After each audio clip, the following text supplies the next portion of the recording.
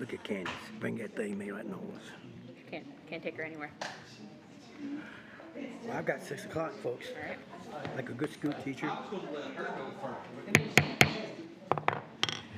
If everyone please stand, we'll call the city council meeting of Georgetown to order. Let's have a moment of silence.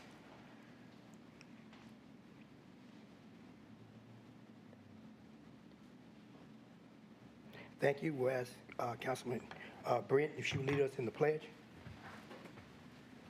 Pledge allegiance to the flag of the United States of America and to the republic for which it stands, one nation, under God, indivisible, with liberty and justice for all. Thank you. May be seated.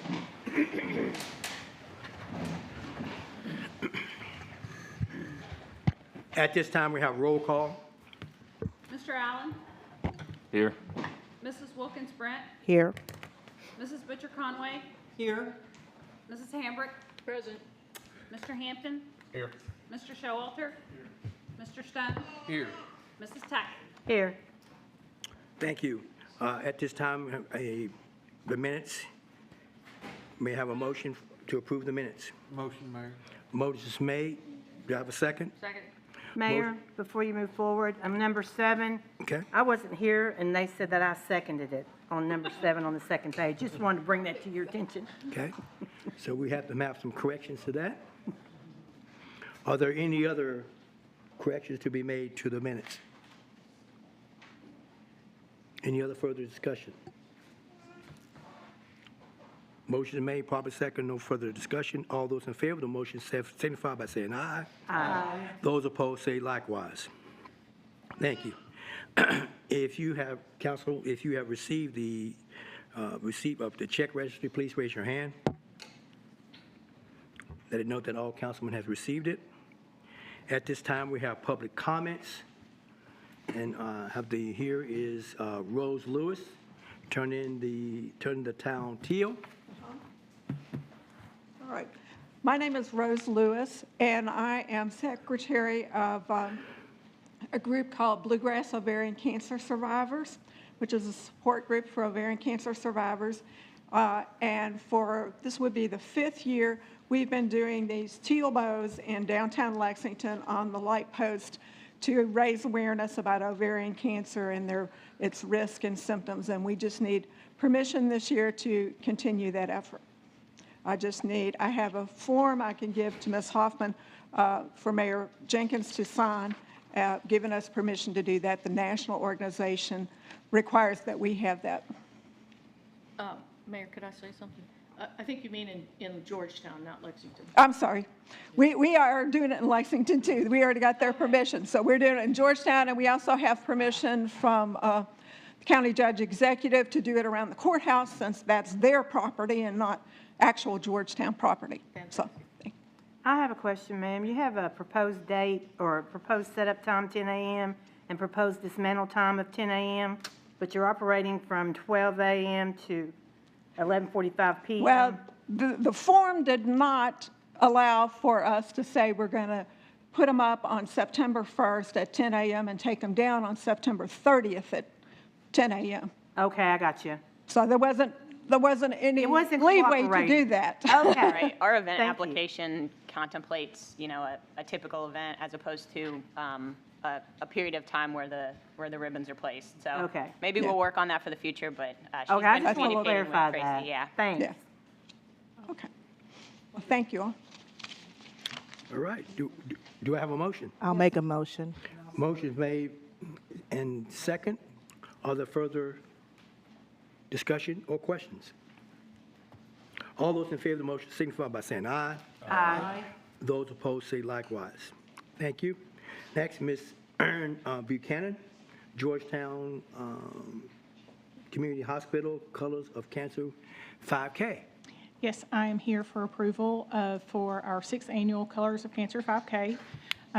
We've already been in contact with the college. October 28th is a date that works for the college and the events that they have. We will put flyers along the routes to all the residents, and we will make sure that all the color is cleaned up immediately after the event.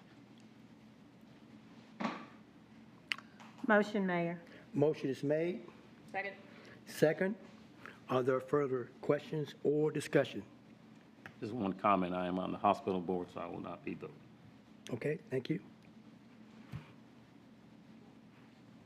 All those in favor of the motion signify by saying aye. Aye. Those opposed say likewise. Thank you. Thank you.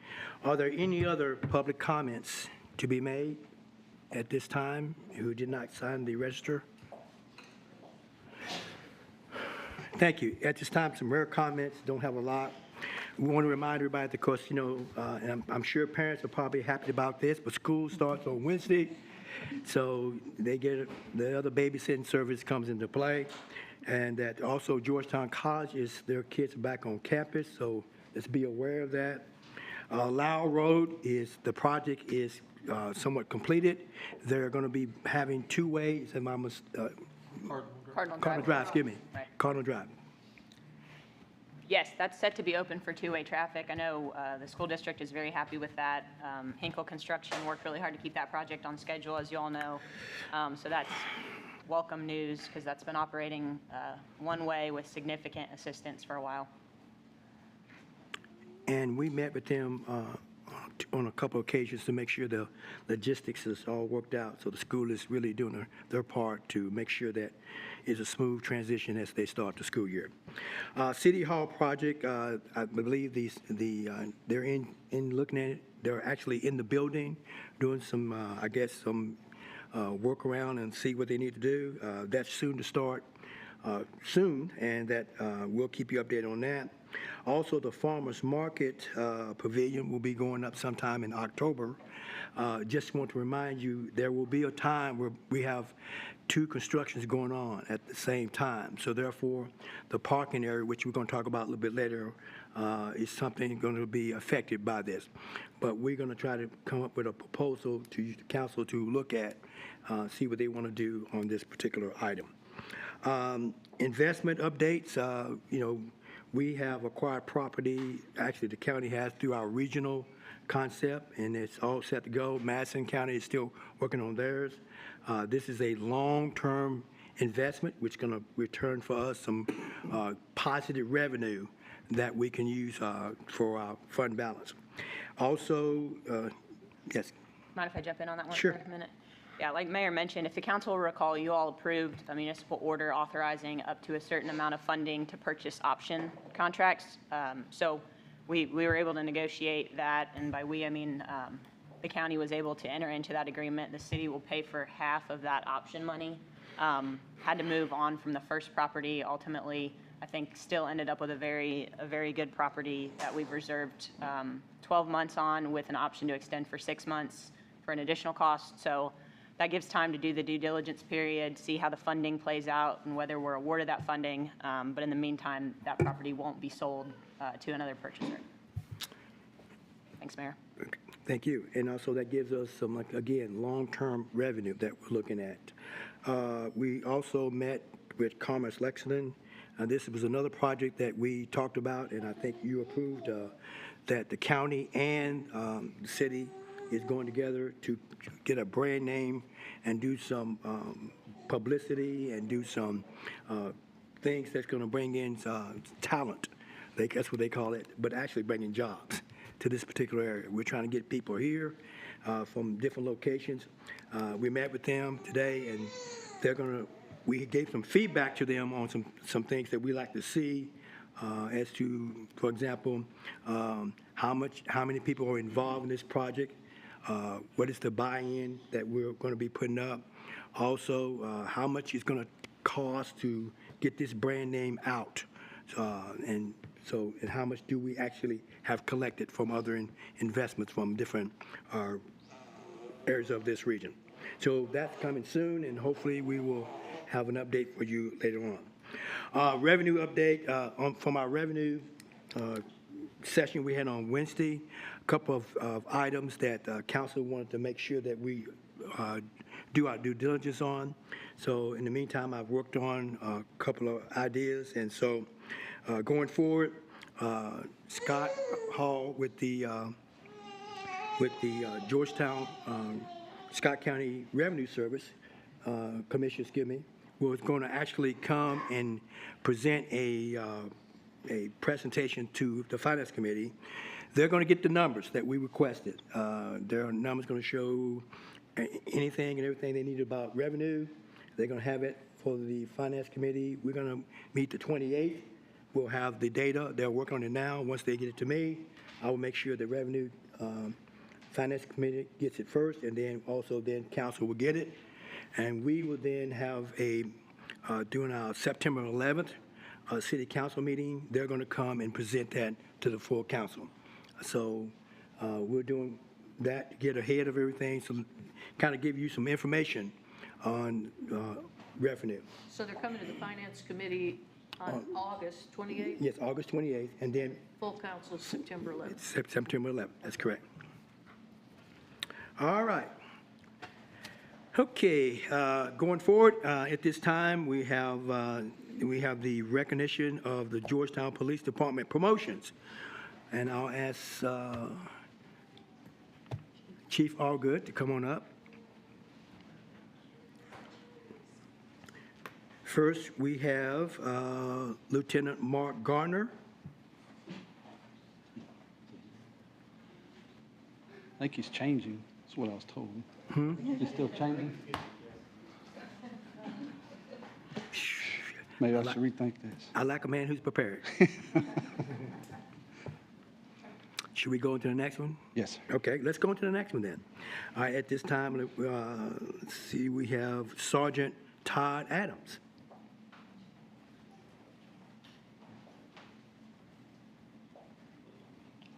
Sergeant Adams has worked with us many years. I've seen him grow and progress. He'll be rolling right into his role, his squad. He's already taken over, doing a great job so far. I have no worries or anything like that. I'm sure he's going to do a great job, and he's ready, baby and all. So.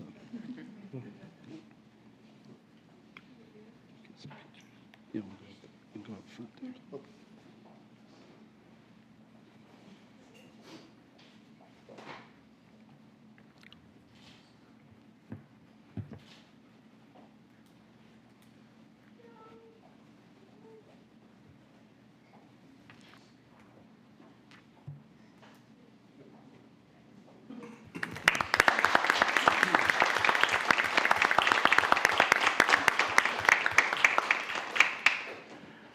All right, we still waiting on, okay, let's go on next to Sergeant Vance Meehan.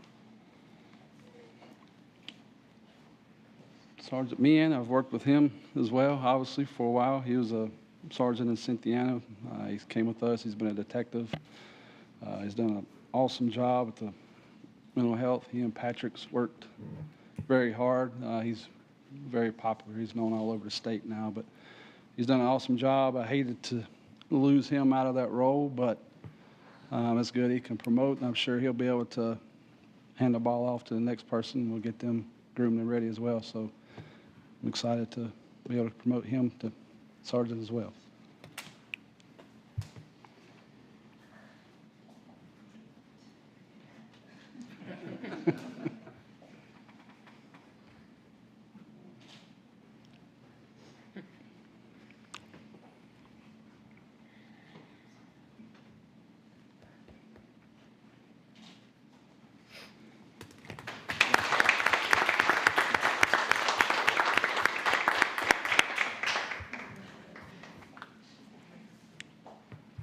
Guess we can come back around. Yeah, we can come back if need be. Maybe shy. All right, we'll come back to him. At this time, we're going to do the executive order appointing Chief Administrative Officer, so Devin Golden. Got to vote. Got to vote, yeah. So before we start with that, is that him? No, okay. So I need a motion. Motion. Motion is made. Second. Are there further questions or discussion? All those in favor of the motion signify by saying aye. Aye. Those opposed say likewise. All right, stand up, I'll give you the oath here. before I change my mind, did I make this fun? All right, right hand, please. I do solemnly swear that I will support the Constitution of the United States and the Constitution of the Commonwealth, and be faithful and true to the Commonwealth of Kentucky so long as I continue a citizen thereof, and that I will faithfully execute to the best of my ability the office of Chief Administrative Officer according to the law. And I do further solemnly swear that since the adoption of the present Constitution, I, being a citizen of this state, have not fought a duel with deadly weapons within this state, nor out of it, nor have I sent or accept a challenge to fight a duel with deadly weapons, nor have I acted as a second in carrying a challenge, nor aided or assist in any person thus offending, so help me God. I swear.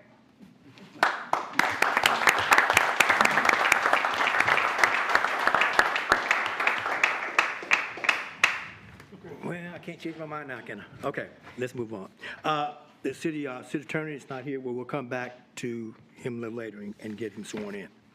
At this time, next will be GMWSS and, oh, I'm sorry, I'm giving ahead. Let's go with committee reports. And we have police. Okay. I was gonna let Mark go, but I'll go first. We met on August the 7th. Myself, Mayor Jenkins, former city attorney Devin Golden, Chief Allgood and Captain Lowell. Talked about staffing, recruiting, and hiring. Currently, the police department is at 60 of 68 positions filled. There's a current hiring process going on. They have 11 candidates that are taking the written test. They do have a retiring Franklin County officer looking to come to Georgetown to fill one of the retired positions.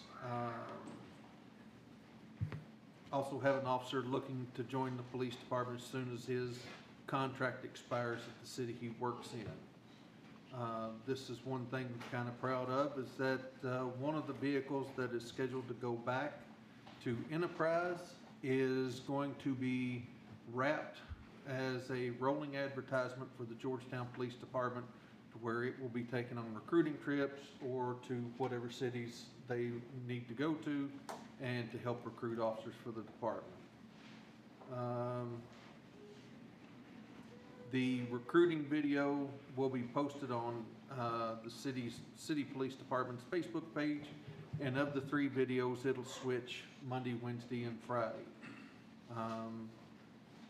Chief Allgood met with Coach Oliver, and that he is with Georgetown College football team, and he is open to recruiting efforts for the police department for any players that are interested.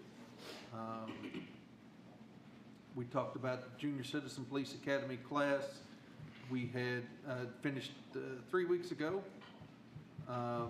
22 of the 23 graduated from the class. 1 was dismissed due to unbecoming behavior. The next Citizen Police Academy class is slated to begin September 12th through November the 7th, and it is from 9 a.m. to 12, is that correct? Okay. So if anyone is interested, contact the police department to sign up for that. We will be having an open house September 12th from 4 p.m. to 7 p.m. And there will be tours and various topics of discussion of the police department. There will be a block party in the Boston neighborhood on October the 14th from 4 p.m. to 6 p.m. This will be in conjunction with the National Crime Prevention Council's yearly event, the National Night Out, in which they encourage neighborhoods and the neighborhood watch programs to get out, talk with your neighbor, get out of the house, and have a, I've attended several of these in different neighborhoods, and it's a really great event to have out. Retired SRO status, working on finalizing all necessary paperwork to hire the SROs. The program will keep Officer Ben Martin and Officer Brandon White on the campus at Great Crossings High School, covering Great Crossings, Elkhorn Crossings, and Western Elementary.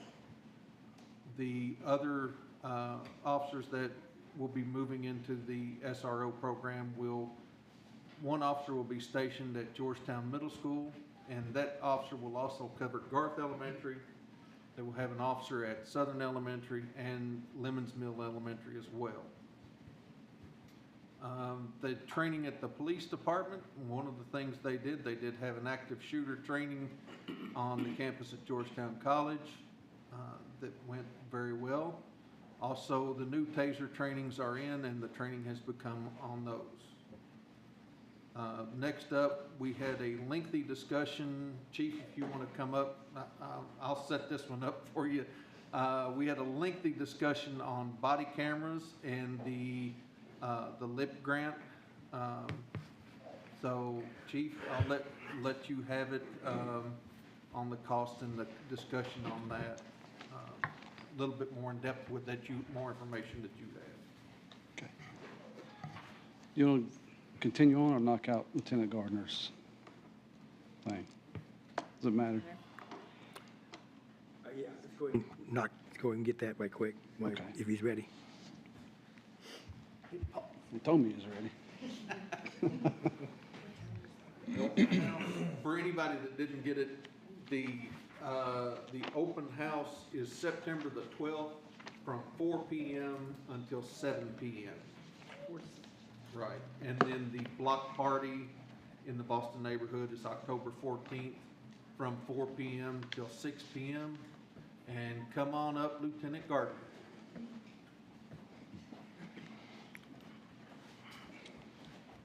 So this is Lieutenant Gardner. He's worked with him for at least 11 years or more. I've watched him grow and have various responsibilities throughout the agency. Very pleased with the work he has done. So he's going to be our second shift commander, our SWAT team, traffic. He's had a part in, so excited to see the work that he'll do as well, and he has his family here to help pin him.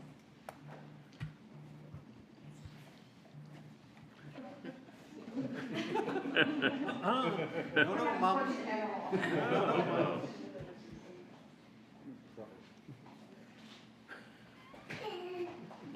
That is brave. A lot of trust in that family.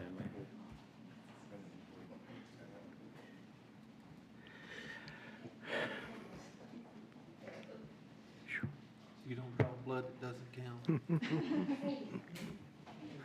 can take your picture.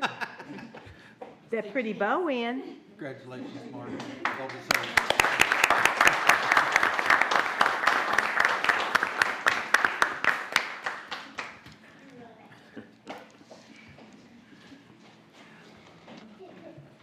All right.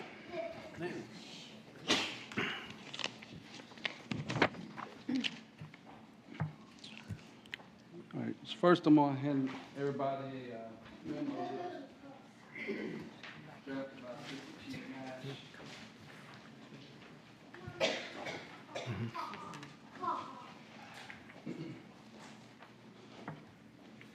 As you're aware, we've been asked for past 2 years or so to look into getting body cameras for the police department. Since 2021, we've had lengthy conversations about that, but it seems like funding has, been the issue. 2022, we didn't really talk about it. 2023, just want to let everybody on the council know that, during our very first police committee meeting, it was brought up, and I expressed, my concerns of having officers and raises to try to attract more officers here. And, I've said that if we didn't have the officers here and getting the cameras, it doesn't really make a lot of sense. So thank you to the council. You all got us raises. We're still working very hard on getting officers. We're having the same problems as everybody else still on getting certified applicants. But, and I gave you my word that I would look into this, so we started again back in March. Ms. Devon was asking us to make sure we had a policy, which we finalized. Asked Assistant Chief Nash to start looking at grant opportunities, to contact the representative with Axon, who is our body camera company that we were looking at. And that carried us up to pretty much where we're at. If you remember, Assistant Chief Nash was gone for a while to the academy, but he came back and we learned. We was looking at the grant, the LEPP, the Law Enforcement Protection grant that we often get body armor, ammo, and things like that.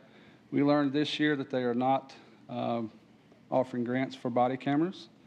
They do that by priority, and then this memo that I gave you, it shows their list for this year. And I know I've told a couple of council members that I hope you wouldn't throw all your marbles in the basket for a grant, because it could be a nickel. It could be $600,000. I couldn't guarantee you how much a grant's going to be. We did find out with this grant here, if you are awarded this grant, we were looking at 71 body cameras. Per camera, $749. So the grant would cover $53,179 for the cameras, and it also would cover the 4 multi-bay docking stations, which is to put the cameras in to download so you can get the footage. So the grant would only cover $59,734.60 if we were awarded a grant. So we talked about this at the police committee the other day. We have a quote that's been given to us from Axon. So for 5 years, the cost of body cameras would be $643,925.81. $643,925.81. I have a copy of this.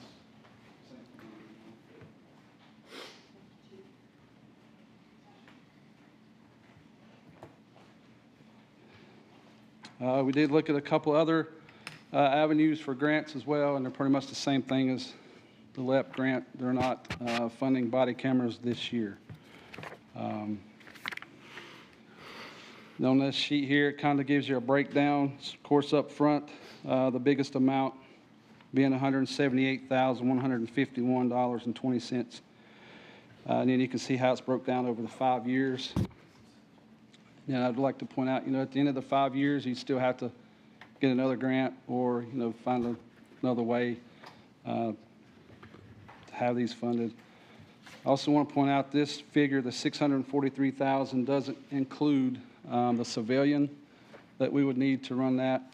I asked Megan and Stacy to get me numbers.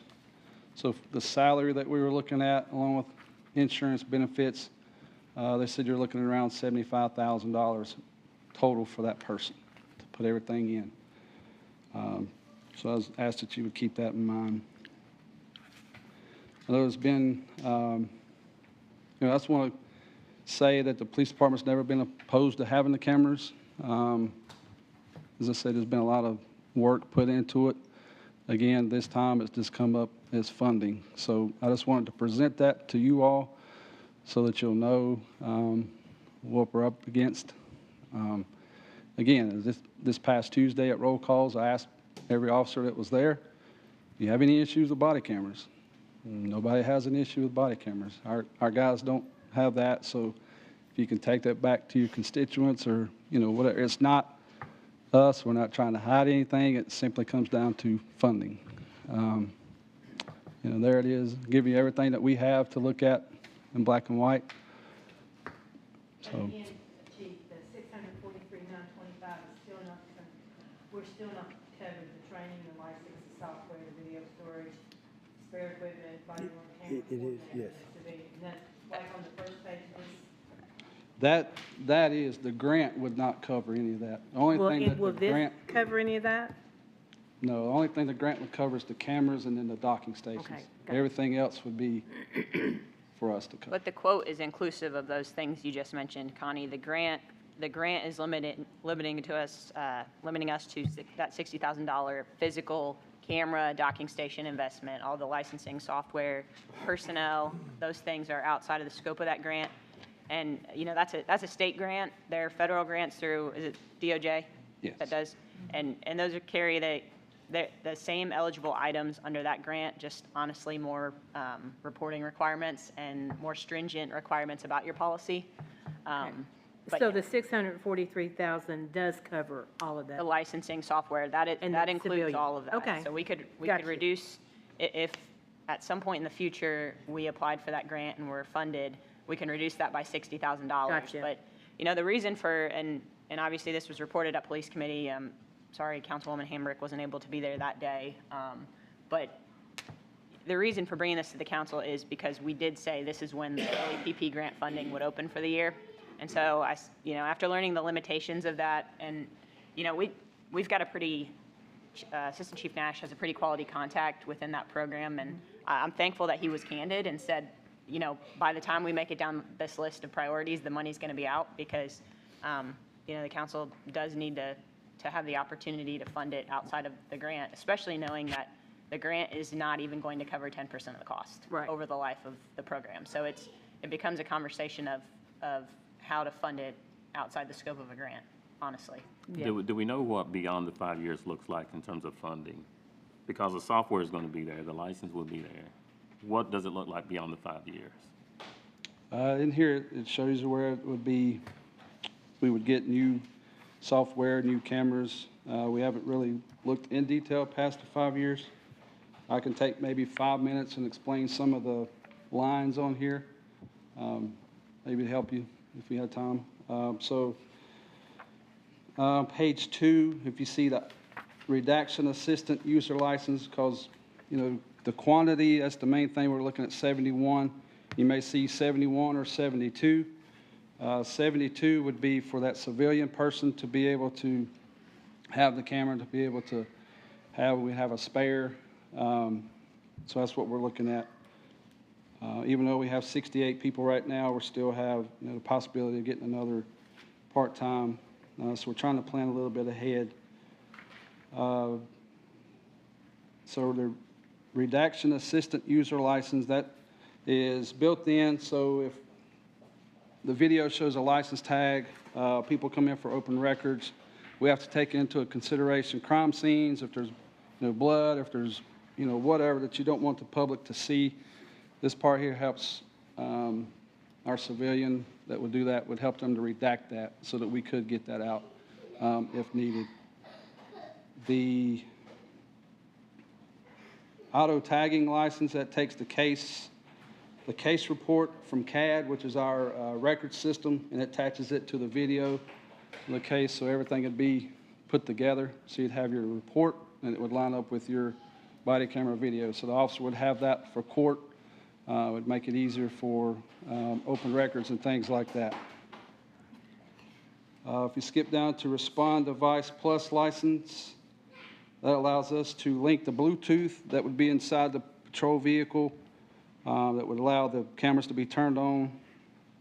I believe it's within 30 feet of blue lights. So if I'm sitting on the side of the road with my blue lights activated and another officer comes up and forgets to activate his or her body camera, it automatically come on because of Bluetooth. So it kind of takes some of the stress off the officer trying to remember to turn it on and all that in a split second. So sometimes this could be helpful built in.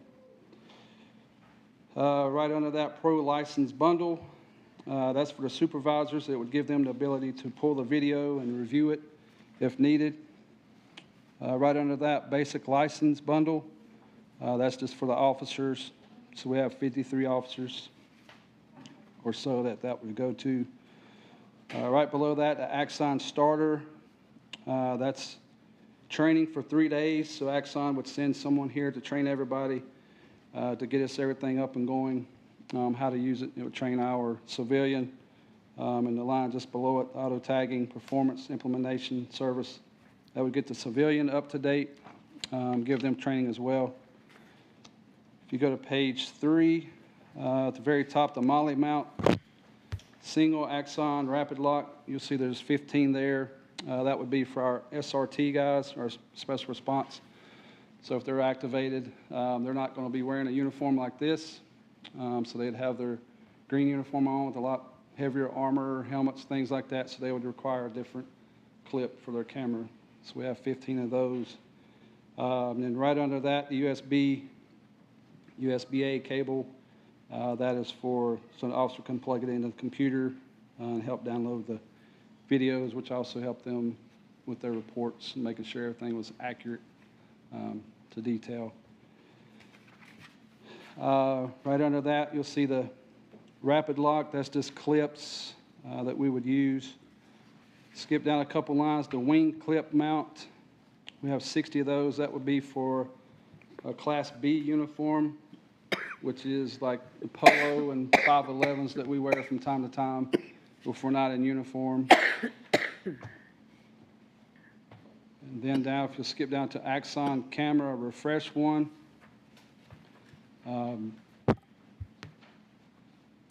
Lonzo, this kind of goes into some of maybe what you was asking. The old docking stations will be replaced with new. And then the very last line there, Axon camera refresh 2, it would be the same thing. So we'd get an update. It would show in March of 2026 if this went through, and then we'd have another update September of 2028. Chief, is this a lease program?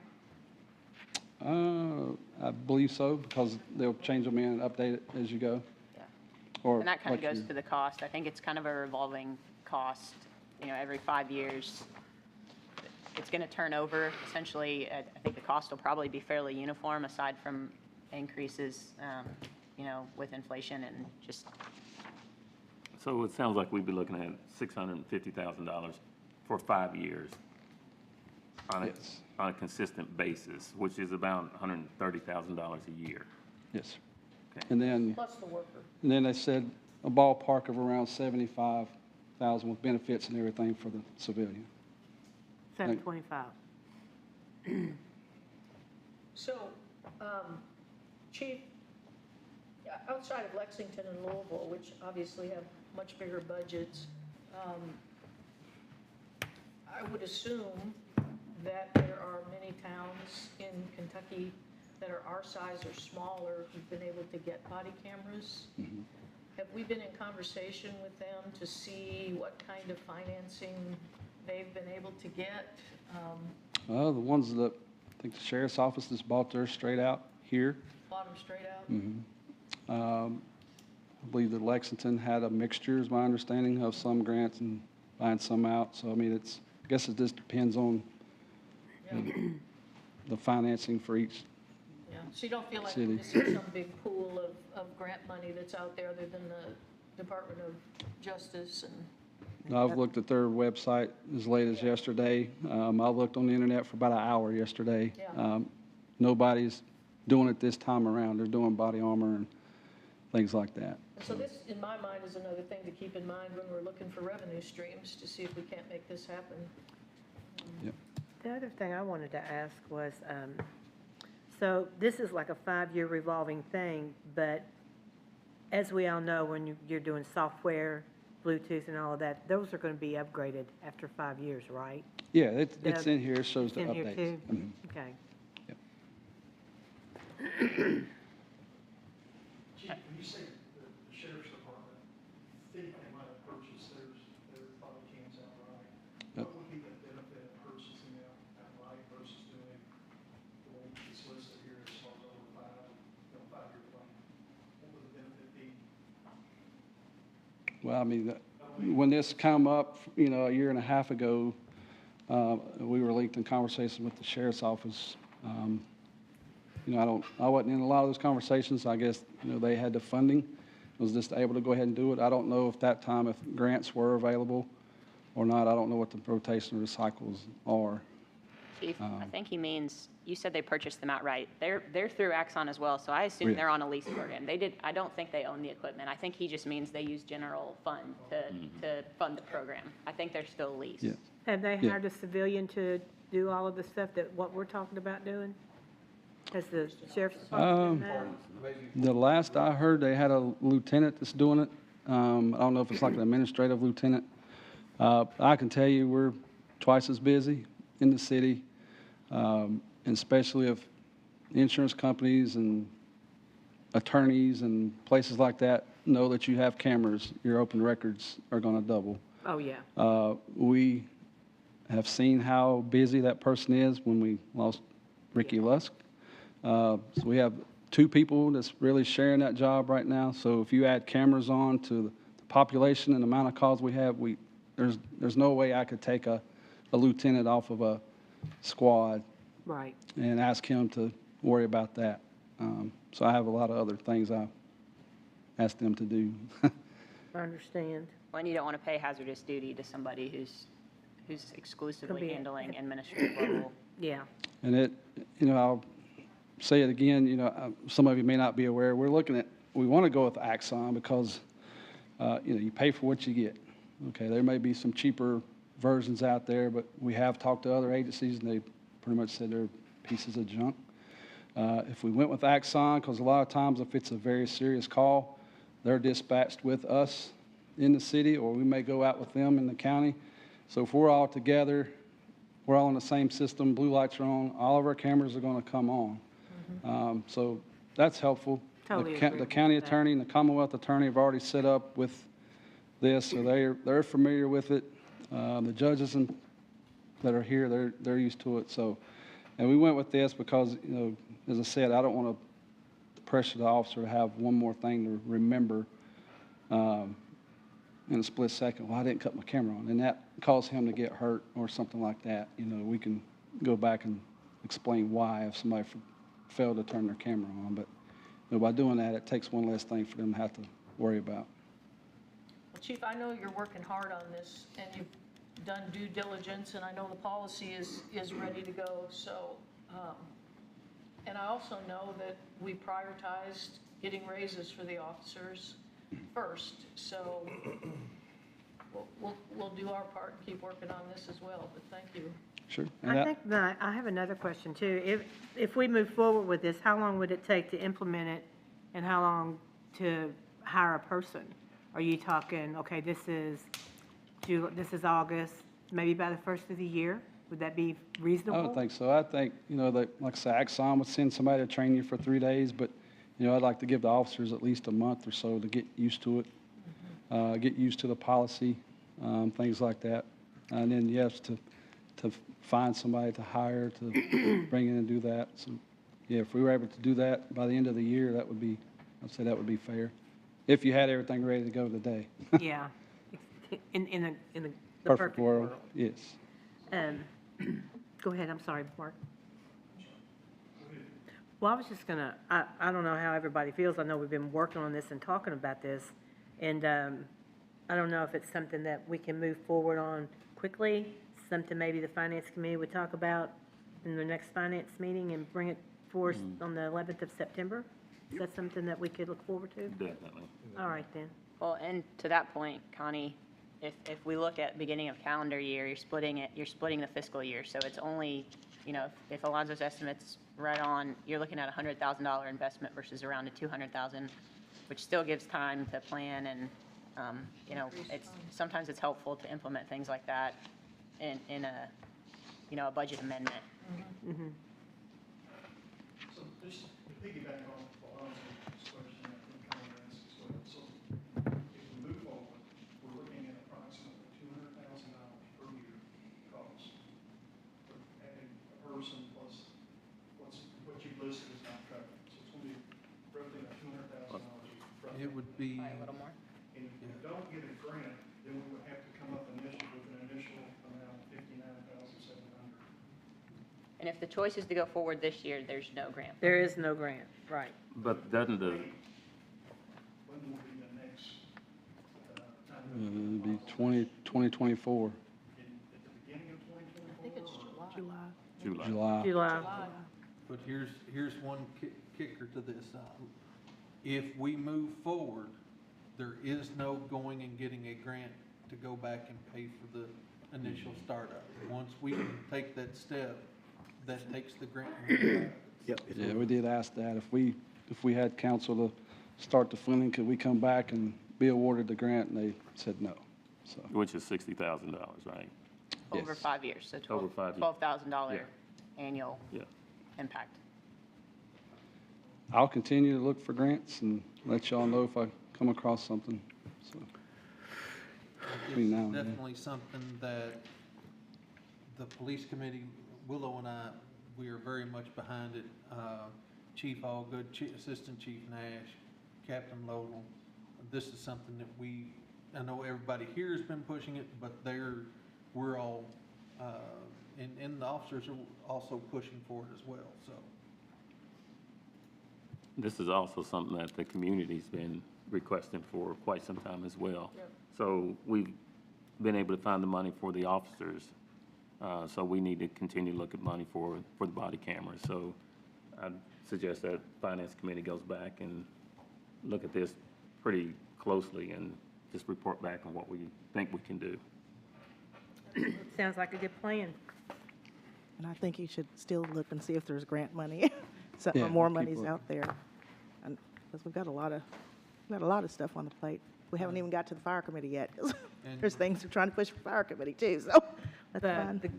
And if I we- think grant money's kind of drying up right now If- because of all of, If we can set it up, one of the revenue streams that we could look at is the parking tickets, and set the parking tickets up to where instead of that money going to the general fund, that money goes into the police department budget. That could help pay for some of these programs, could help offset the cost, so that's something to think about as well. And from a personal note, somebody of 22 years in law enforcement, I had a camera for about 3 months. I wouldn't go back into law enforcement now without one. It's changed so much, so. Okay, is that it? Yes. Thank you, sir. Thank you. And then the last thing we had was some general discussion. Of course, the first day of school is August 16th. Channel 36 wants Chief Allgood to come to the TV station to discuss the Are You OK program. And that is you want to give a quick overview on that? The Are You OK, and as well as the junior CPA program. So we completed our second junior CPA program. It's been about 3 weeks ago. Altogether, we've had 44 youth, I guess, 13 to 17 years of age that came through. I think it's been really successful, so we'll hold off and do it again next year. Around the same time, we'll try to shoot for 2 classes. So we're excited about it. The interest is there. A lot of them can't wait to become of age, so we'll latch a hold of them and follow them through their school and hopefully get them to sign on. But the Are You OK program, as you said, I was asked to come down. We put it out on social media to all the news stations. What this is, it's an outreach program for the elderly here in Georgetown who may be confined to their residence for whatever reason. They may be disabled or just need somebody to call and check on them. So what we've done is teamed up with our Citizens Police Academy alumni. They have agreed to man the phones. So if we get enough, people signed up that want us to check on their loved one that is, we're looking at the age of 65 or older. The CPA members will come in and they'll do the phone calls. They'll reach out. We have, a form that we'd want people to fill out, asking some questions. Is there an alarm on your house? Is there dogs we should be aware of? What kind of cars in the driveway? Things like that. So we would, call the number that they gave us. If nobody answers, we'll wait about 30 minutes or so. Try that number again. If we don't get an answer, then we'll dispatch an officer to that address and see if we can make contact and just check on them. So we're doing this because we have the junior CPA. We're reaching the youth, hopefully. The CPA is the middle age, and that's, there's a big glaring hole here with our senior citizens. They're the ones that get slipped through the cracks, from time. So they may not have anybody here that checks on them. We may be the only person that they talk to for that week. So I thought it'd be a good idea to try to get them involved if they needed something. So, Chief, could you send us a flyer on that? Sure. The details around that, please. yes. And we did have one, I don't have one with me, but we. They he took does. mine at the news station, but yeah, I can send it to everybody. They'll be volunteering, just this. Yes, yeah, our Police Academy alumni, they're gonna come in and split up the days. And So then we have the- one so far, Okay. but And the last thing was we have 2 canines that hit the street along with officers and a great added tool for the police department. And that was it. we'll be getting their pictures out soon so everybody can see them, because we know the public helped out and CPA helped, so. Yeah, they're back from 6 weeks of training, raring to go. Thank you, sir. Thank you. All right, I had a question. What's the status of Operation Drop Arm? Are we going to be doing that? Yes, I talked to Assistant Chief Nash this morning. Actually, we're going to reach out to the schools and the buses and let them know we're ready and see if they're good to go with it, because, is it 2 days? Yeah, Are 2 days from now. so- Communicate, how, are you going to communicate it? I guess probably shouldn't ask the question, but are you, never mind. The details around, is that going to be communicated or? Yeah, we could put, I mean, it's no secret. We'll put an officer on buses. I'm not gonna tell you which bus, because we don't know what the bus number is, but we'll put it in, we'll put the officer in areas of concern that's been brought to Okay. Thank you. our attention by citizens about that. all right. Thank you, Chief. Yes. We're going to hold off a minute. Mr. Showalter, to your report. I want to go ahead and get our newly elected city attorney. So council, you should have received the memo from Human Resources with Mr. Pauly's resume and just some general information about Bill. He's already making great friends with his coworkers.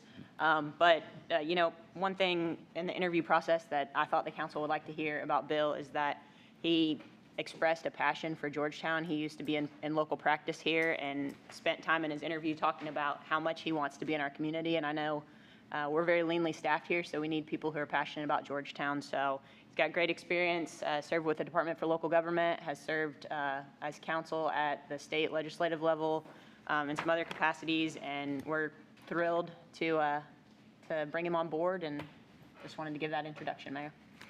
And the good thing about that, this is 8 months overdue, so we've been working hard with that. Devin had to wear 2 hats to that point in time, so and when finally we got to the stage where we're going to have some help, and actually Mr. Pauly will be a benefit to us in the city of Georgetown. So, Mayor, Can he- after working with Mr. Pauly when I was on the police department, I'll make a motion to accept this. Second. okay, we got a motion made and properly second. Are there any further discussions? I would just like for him to come forward and tell us a little bit about himself, please. Absolutely. First of all, thanks for having me. I seriously appreciate this. This is a very big honor. I've worked in Georgetown, as Todd can tell you, and Sonia can tell you, for a long time, and love the community. Glad to be coming back. I think there's a lot of great things to do, and I think this town has handled growth amazingly.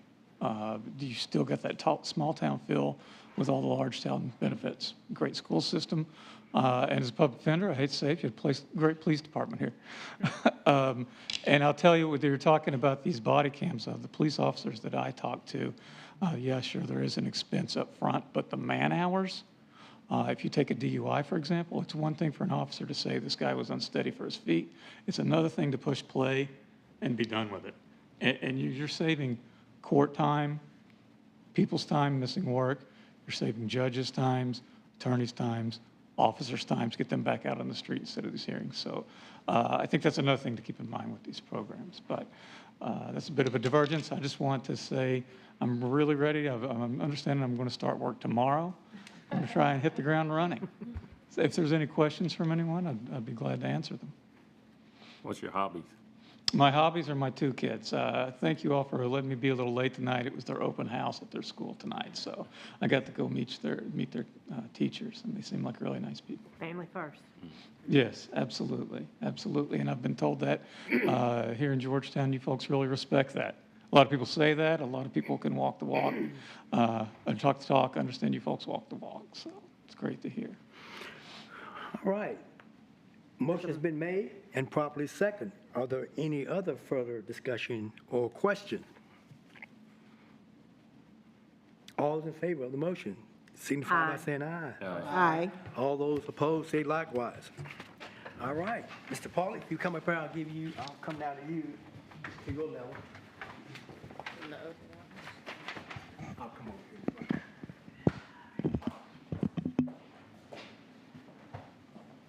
Right here. Right here, right up front. All right. Up front. All right, here we go. Please, thank you. I do solemnly swear that I will support the Constitution of the United States and the Constitution of this Commonwealth, and be faithful and true to the Commonwealth of Kentucky so long as I continue a citizen thereof, and that I will faithfully execute to the best of my ability the office of City Attorney according to the law. I do further solemnly swear that since the adoption of this present Constitution, I, being a citizen of this state, have not fought a duel with deadly weapons within this state, nor out of it, nor have I sent accept a challenge to fight a duel with deadly weapons, nor have I acted as a second in carrying a challenge, nor aided or assisted any person thus offended. So help me God. I do so swear.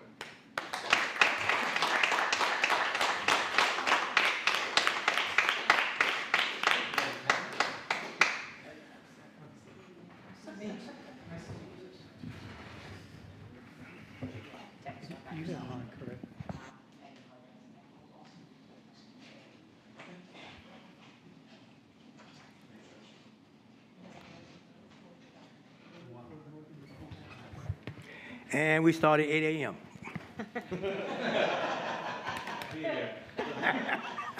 Just want to put it out there.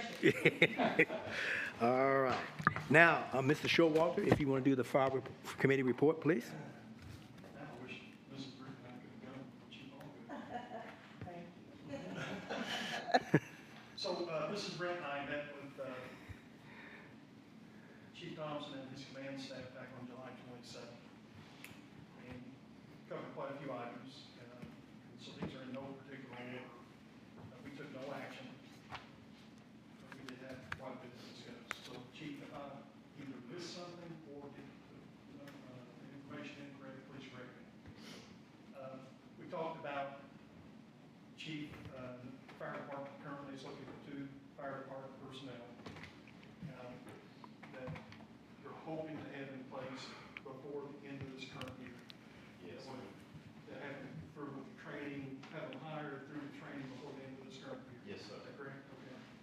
And he also has a handful of individuals that are eligible to retire next year. Doesn't mean they're going to retire, but he has a handful of individuals that can retire if they ultimately decide to do that. Hopefully they won't, but that could be something that does happen. So just want to think we all want to make sure that the entire council realizes that. I felt very comfortable that his command chief and his command staff have a very solid plan in place on recruitment as we continue to move forward. So I feel very comfortable knowing we're in good hands. Again, I don't want to speak for Mrs. Brent, but I felt very comfortable after that meeting that we had. Recently, this council, earlier this year, created 3 new engineer positions in the fire department. Those 3 positions have recently been filled, and I believe there were 9 internal candidates for those 3, I guess, entry-level leadership positions in the fire department. So, that was very, You can speak I for don't me. want to speak for you, but We I'll say agree a lot. We agree a lot, We yes. felt comfortable knowing that there are members in the fire department that want to move up take on additional responsibilities. So that's good. And again, I think we're in good hands. We talked about a fire training facility, which I think most, if not all of us, have been, or maybe have some insider information on what the fire department is trying to accomplish. And if we are ultimately able to move forward with a fire training facility, at this point, we're looking at the old recycling facility on 460 next to Southern States. So I know Chief and his command staff have recently been submitting for grant money, which I think we're still waiting to get information back to know whether or not that if we're going to be accepted or not for the grant money. So that grant money can really come into play if we decide to move forward, which hopefully we're going to do that. I hope we can ultimately make that happen. That if we move forward, and in a perfect world, grant money is going to be there to help get that training facility up and running.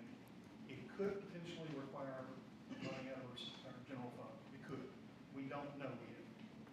So Chief and his command staff are looking at that. They're doing the homework. They've done the research.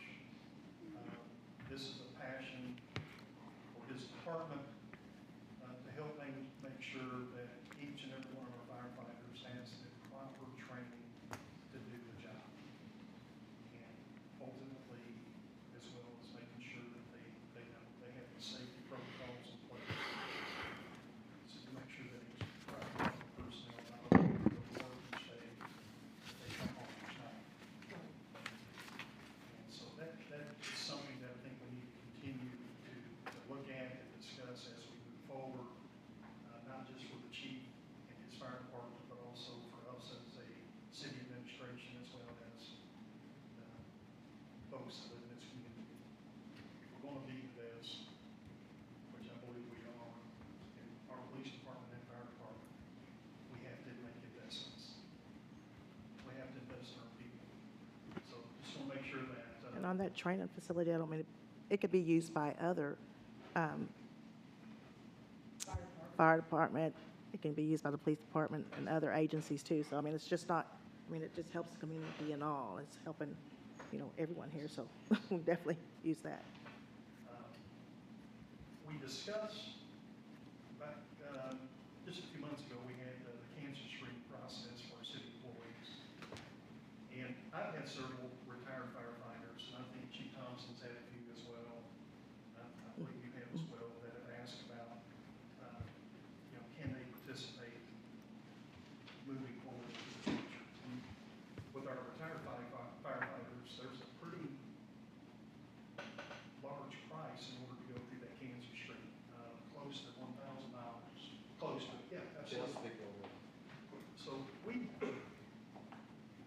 discussed that in detail at this meeting, trying to figure out,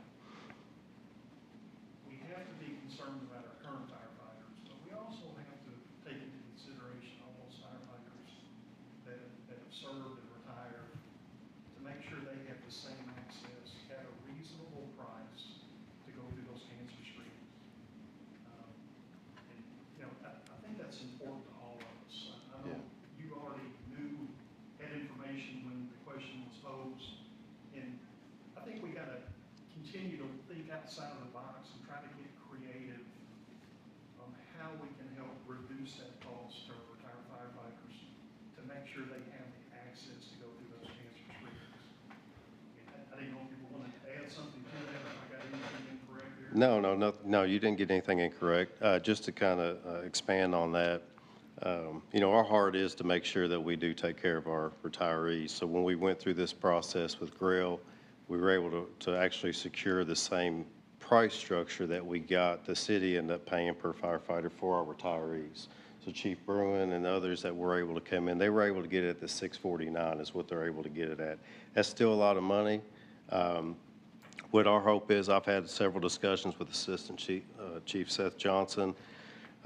We've thought of different ideas, a way that we can either through a foundation, starting up a foundation, or doing something to raise money through our Citizens Fire Academy, through our union, just through fundraising in general, that we can offset the cost for our retirees. We just lost Norm Lytle through cancer, and honestly, Norm's diagnosis was a catalyst, honestly, for us to do the screenings in general.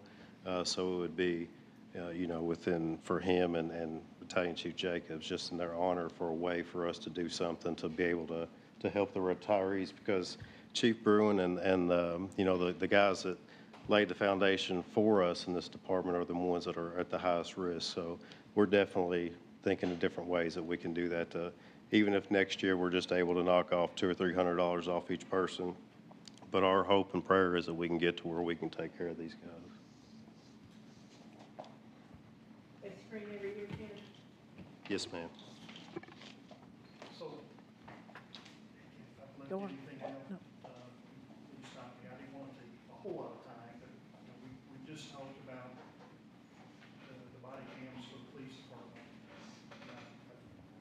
And I know we as a body have a lot to think about right now at the present time. There's a lot of information. I'm sure we still have a lot of questions we want answers to. But just as the body cams are not only important to the police department, but also important for the general public, this fire training facility, to me, again, I'm only one person, it's just as important to ensure that safety and training remain at the highest levels. So again, that's what I've got. I don't know if you wanted to add anything to that, but hopefully we're going to continue to gather information on this fire training facility and work in conjunction with the finance committee and continue to get answers so we know where we're at, what we need, and have the whole thing is we got to have a plan. That's what we hope to continue to do. Thanks. Do you have any idea about how many retired firefighters there are that need that screening? Do you have any idea? Chief? And while Chief walks up, I did want to kind of elaborate on that just a little bit. The question might be, why don't we just fund that? And the reason is that that's considered a post-employment benefit, and that has implications for our retirement system and audit purposes. So it's really not something that the general fund can cover. I am glad that you all have been able to negotiate with the vendor to get that reduced price for the retirees, and I know hopefully the Citizen Fire Academy and other not-for-profits can subsidize that cost to get that, because it's critical, especially for the retirees who, the research is so Overwhelming. Yeah, it's new, and I mean they're finally understanding the real implications of the fire service. But I just wanted to add that so you didn't. Yeah, we have around 30 folks that have retired, and so we ran the numbers. If we could raise, $20,000, $25,000, and that's if everybody wanted to do the screenings. There's some people, honestly, that we've been told, they told us, we don't want to know, which blows my mind, but, to each their own. But I feel very confident that we can do this. Is there any way that it can become a 501c3 where we can donate?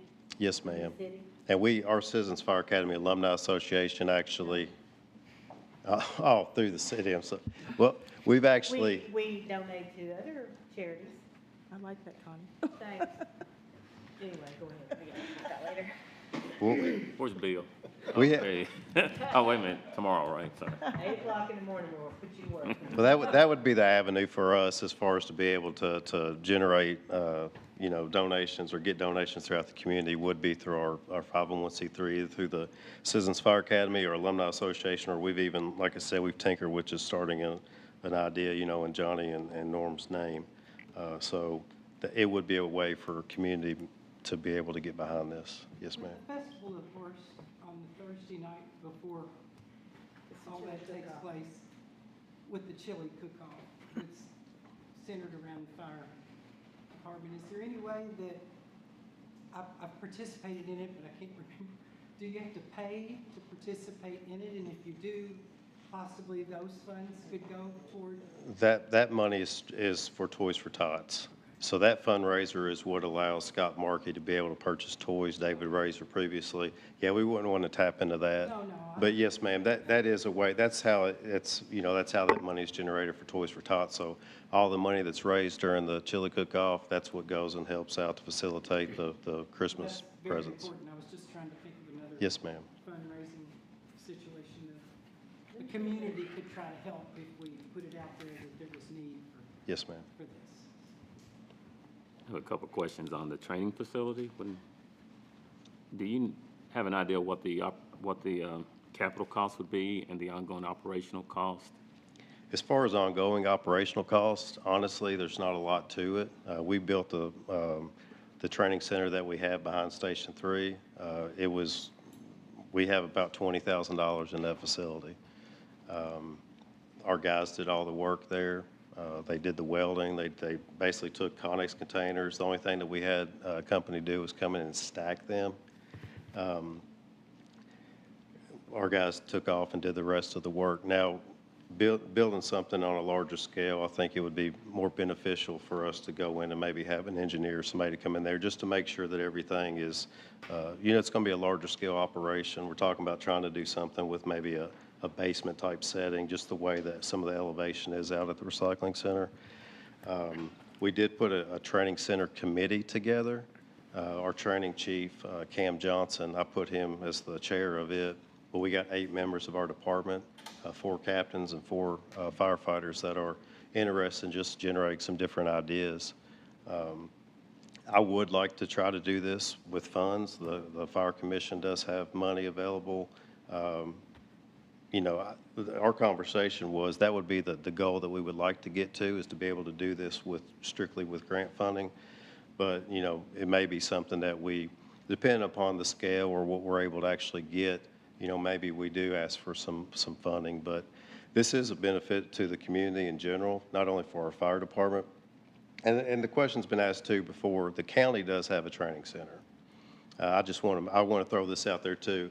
The reason why we need a training center on a larger scale than what we have, number one, is just it's hard to do maneuvering in the back, and we want to, we've talked before about team sports when we do our fire committee, and you practice as you play, and just like you would have 5 players on a basketball court, you need to have all your apparatus on scene when you're training, because having 2 apparatus one day doing it and 2 the next day, you don't have that cohesiveness and just being able to gel together working. It's tight back behind Station 3. We can't take all our apparatus out to the county and have the city covered for fire protection. So that's the biggest thing. We could try to maneuver some stuff out there, maybe send one company out there and try to split up to where we could cover that area.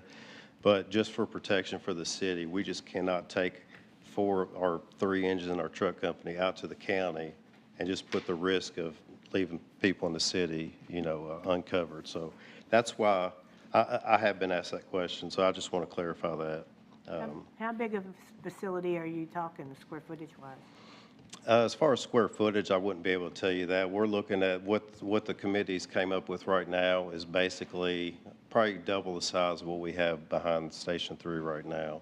And if we were able to get this property, which I really hope that you all consider this, it's a blank slate, and it would allow us to be able to not only to be able to build something like this now, but a lot of the infrastructure needs is already there. A lot of Versailles, they built a training center.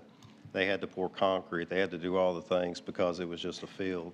There's a lot of things that are out there. The blacktop, having that building that's out there that could be suitable for classroom. It already has a restroom inside, but it's got plenty of area out there to where we could, facilitate extricating vehicles. We could have an area back where we maybe could cut a trench that we could have permanently back there. There's just a lot of things that you could do on that property. It's out of sight, out of mind. We've had some complaints with us having vehicles cut up and stuff behind Station 3 because the ball fields are there, just with kids coming and playing or whatever. But it's a good location. It's centrally located, so that if we were out there training together, and something did come in, it's in a good location as opposed to, on one side of town or the other. It's kind of right there in the middle. I think it goes back to what Councilman Showalter said. We need to see the plan, because right now, I'm not clear on how much money this is. I'm kind of grasping the need for it, but that's still not 100% clear. I don't know how they're currently being trained, where the gaps are, how this closes the gaps, and, you know, we don't need to go into that now. I think all that would be included, that detail would be included in the plan to help us understand the need for it and the cost of it. Yeah, I can do that. Chief, I think we talked about this, but can't the grant funds be used for engineering and architecture services? Yes, ma'am. And so what the committee talked about some at that meeting was phasing, because the application was for $100,000, but the indication is looking more like $50,000 in funding, which is fantastic. That's definitely a good amount of money to not only get the architects to design the building, but maybe to get a start in phasing the project in. So, you know, I think the step of establishing that committee is great. I think first and foremost, the committee, and I think you guys have done this, needs to identify what needs the building meets. What does this building have to do in order for us to succeed and for the investment to be worth it? So I think you put together a good group to do that, and then maybe the next step is you know, selling those needs to the council and why the training facility. And you haven't even talked about this yet, but you've emphasized a lot how it's a recruiting tool. Yes. You know, asking firefighters who are considering coming to our jurisdiction whether they value a training facility, and I'm obviously not in the industry, but apparently that is a very big recruiting tool, is providing the tools to train adequately and provide the highest level of service at a safe level. So I think what I'm hearing you say is you want more information from the committee about what need it's meeting, and then obviously as the funding comes back, or the funding recommendations, the council will have to accept any grant funding. And I think, you know, you all did a lot of the work on the existing training station. I don't think our risk manager would have liked that. He wasn't here at the time, but I think seeking those design services would be a great first step, because about anything the council approves for construction has gone through that design phase, so. Yeah. And I think a visual, the committee has met. They've already came up with some design concepts, different places on the property where it could be utilized. I think a visual, being able to see what we're talking about, and honestly, maybe even a field trip out to the property, I think it could maybe be able to explain a little bit better what we're looking at. Chief, and pardon me for not remembering this. You know the time frame on when we will hear back on that grant? We should know here very shortly.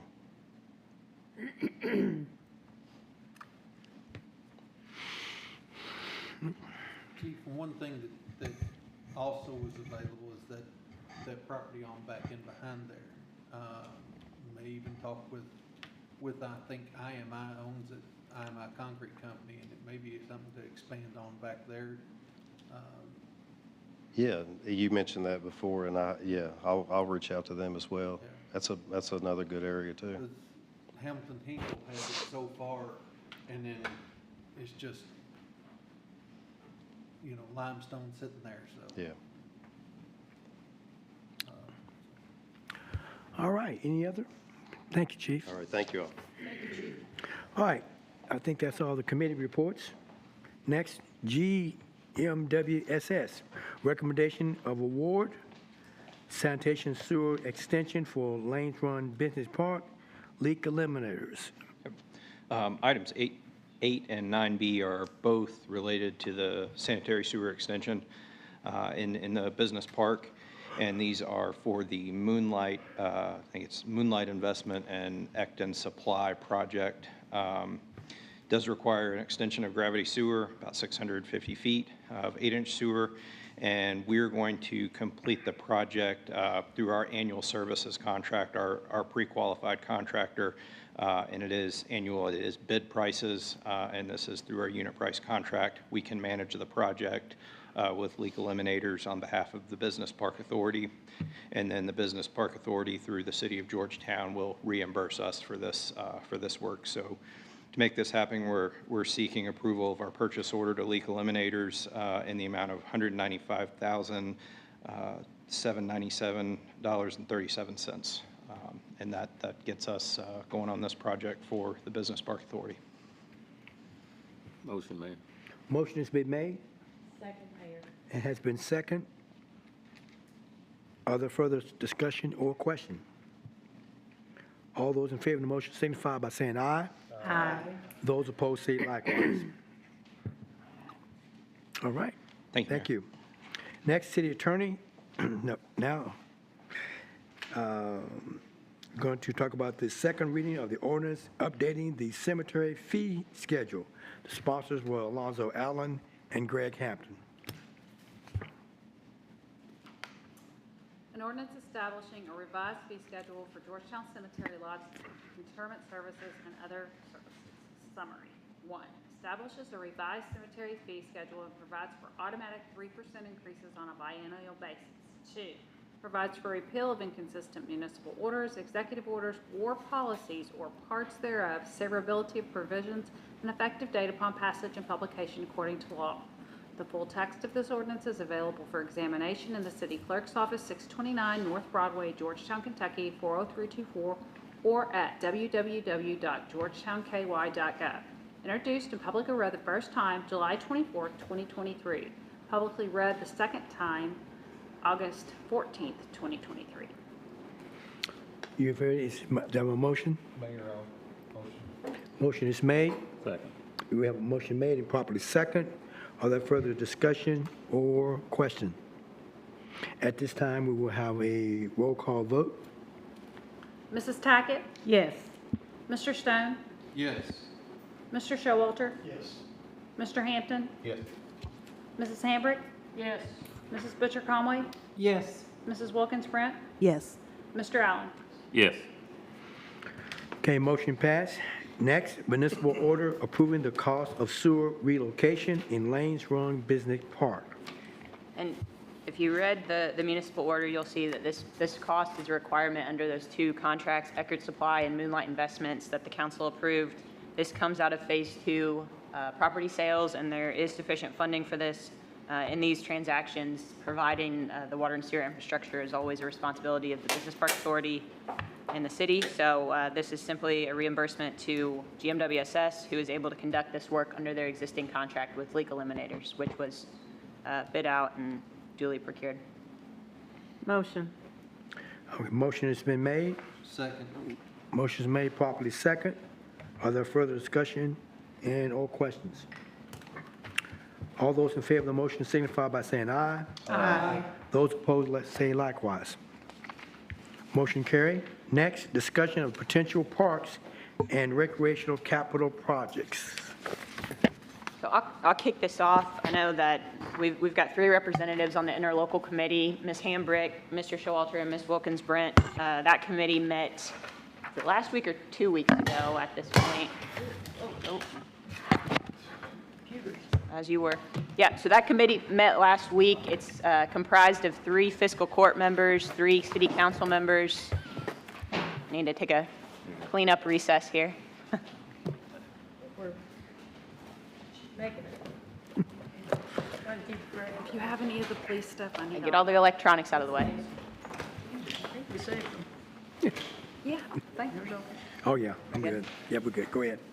All right, so that committee met last week. Like I said, 3 fiscal court members present, Judge Covington, Mayor Jenkins, and Ms. Hambrick was the only committee member unable to attend. So part of that discussion, there were a few topics, and one of the main topics was the future of Parks and Recreation capital needs. And this is actually the second local committee meeting where this topic came up. The first one was, I believe, about 3 months ago. But the conversation came back up. So in front of you, you'll have a little one-sheeter breakdown of some of these needs. And these are projects that Branstetter Carroll, who has been working on the Parks Master Plan with Parks and Recreation, put this together for us. But essentially, these are a handful of projects that, you know, I think Judge Covington called them low-hanging fruit. The projects that could be quick hitters, that regardless of the results of the master plan, we know that these projects meet a significant community need that's been expressed and is generally supported. So the next step, you know, we talked in this committee, what happens now? The committee's identified these projects as priorities. What happens next? And I think the organic next step is, one, to know that both the fiscal court and the city council agree that these are priorities, don't see anything to add or change, and give the head nod to ask for a proposal for the design of these. So at this point, no funding has been allocated, no funding is being requested. The question is, how does the fiscal court and the city council, how do the fiscal court and city council feel about these projects as priorities? And do we have enough support to go ahead and solicit a proposal for the design of these projects? So We I'll have open it time up to the We have time interlocal to committee think members. about this, and Yeah, absolutely. I know, just opening it for discussion, I Yeah. know the two council members who were present at the interlocal committee meeting can speak to what the conversation was in the room and just maybe take the lead on getting the rest of the council's feedback. And we just got this today, which is why you're just getting this today. The revision to this is the addition. There was a large conversation at the interlocal committee meeting about the concerns with restroom facilities, specifically at Marshall Park.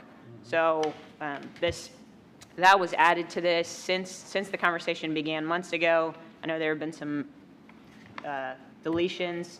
So the council doesn't necessarily need to give, the green light to move forward, but maybe some discussion about these priorities. And Does this include all parks, or?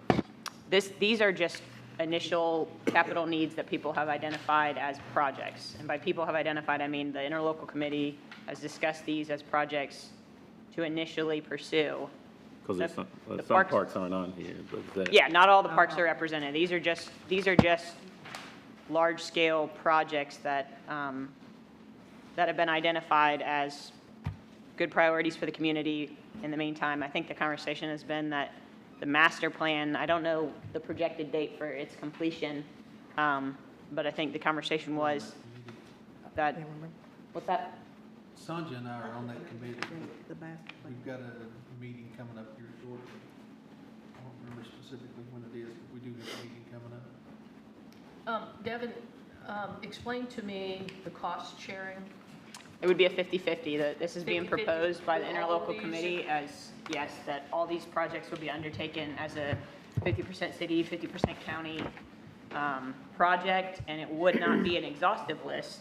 I think the pitch is that the Parks Master Plan is going to have a lot of recommendations, and hopefully, I think the goal is that those be jointly funded, but these have been identified as kind of a first round of things that have been expressed as needs. What's the timing in terms of the funding? Is it next fiscal year, or is this over a 10-year period? I would or- think this is going to take 6 months. If there's support for these projects, I would think it would be a 6-month design period. I think that's what was discussed. And so, at the revenue committee meeting, we talked about the possibility of a restaurant tax.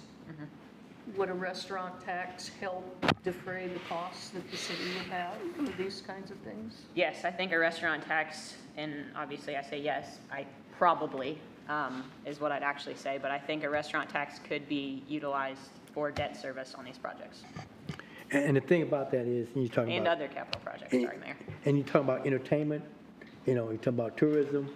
So if you got all this, it's part of your tourism to get people to come here, that it would fall in that line. So it's not going on to Parks and Rec, it's actually part of the tourism that you're trying to attract people in.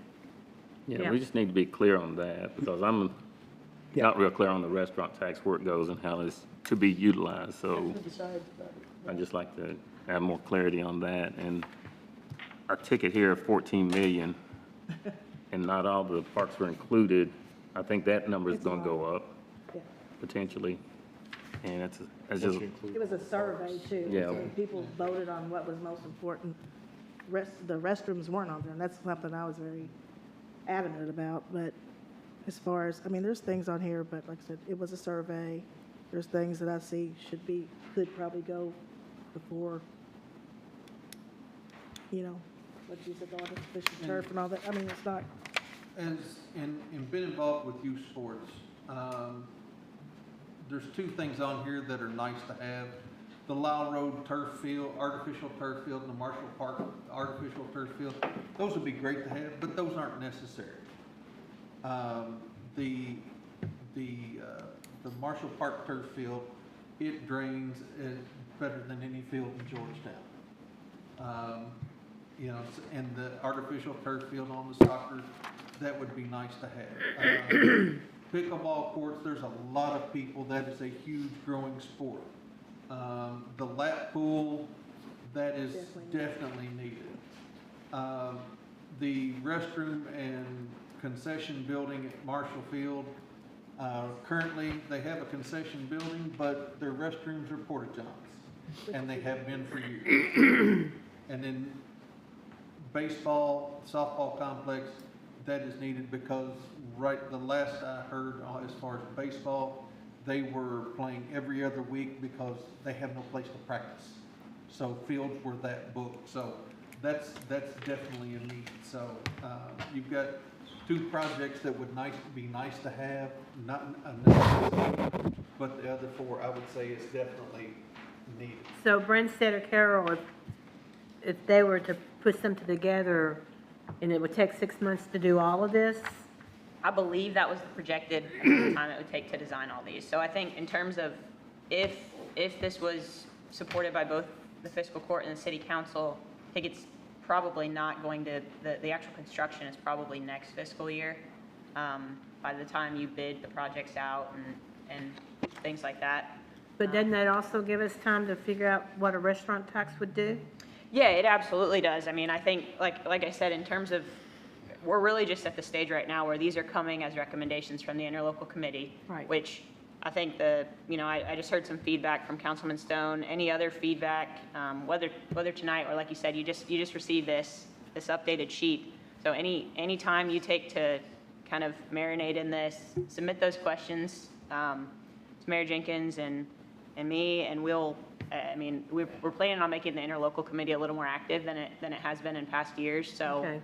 we're glad to take it back to the committee and say, here's the feedback the council gave, and allow the committee the opportunity to either provide more information, to advocate for these recommendations, or to, accept the feedback of the council or the fiscal court and maybe pivot on some of these. So who would make the final decision? What gets done?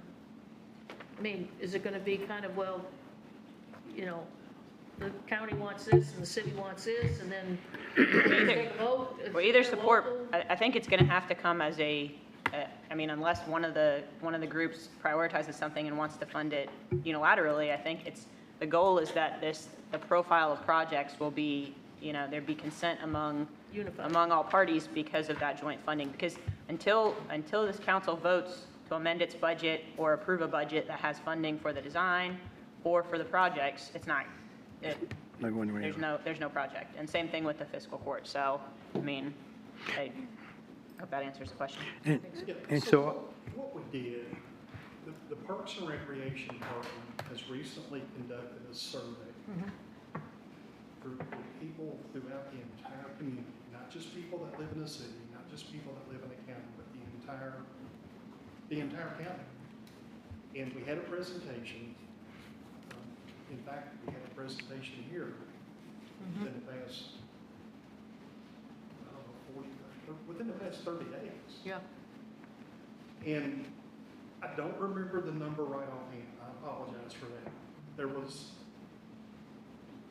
our Parks and Rec director, our Parks and Rec director gave us facts. And the items on both sides of this sheet are items that the community wants. And again, it was a discussion. We took no action.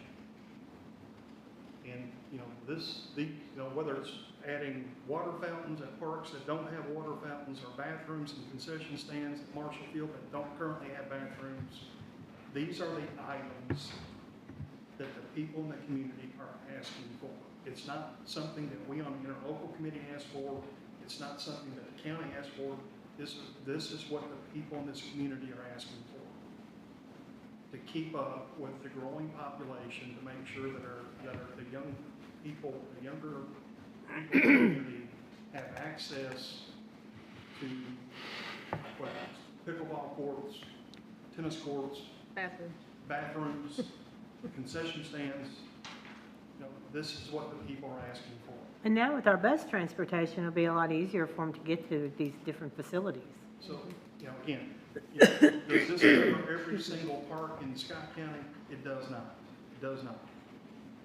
I see that. Yeah, it does not. I see that. So, again, the city handles, again, Devin, if I get any of this information wrong, please correct me. The city is responsible for maintaining Eddings Park. The county is responsible for handling Brooking Park. And then, Right. you know, I think every expense that we incur, every expense that has incurred at Great Crossing Park has been incurred by the county. So, I mean, you gotta look at, again, is that the right way to do it? Can the interlocal agreement be made better? Sure it can. So again, this is the wish list of the community in Scott County right now.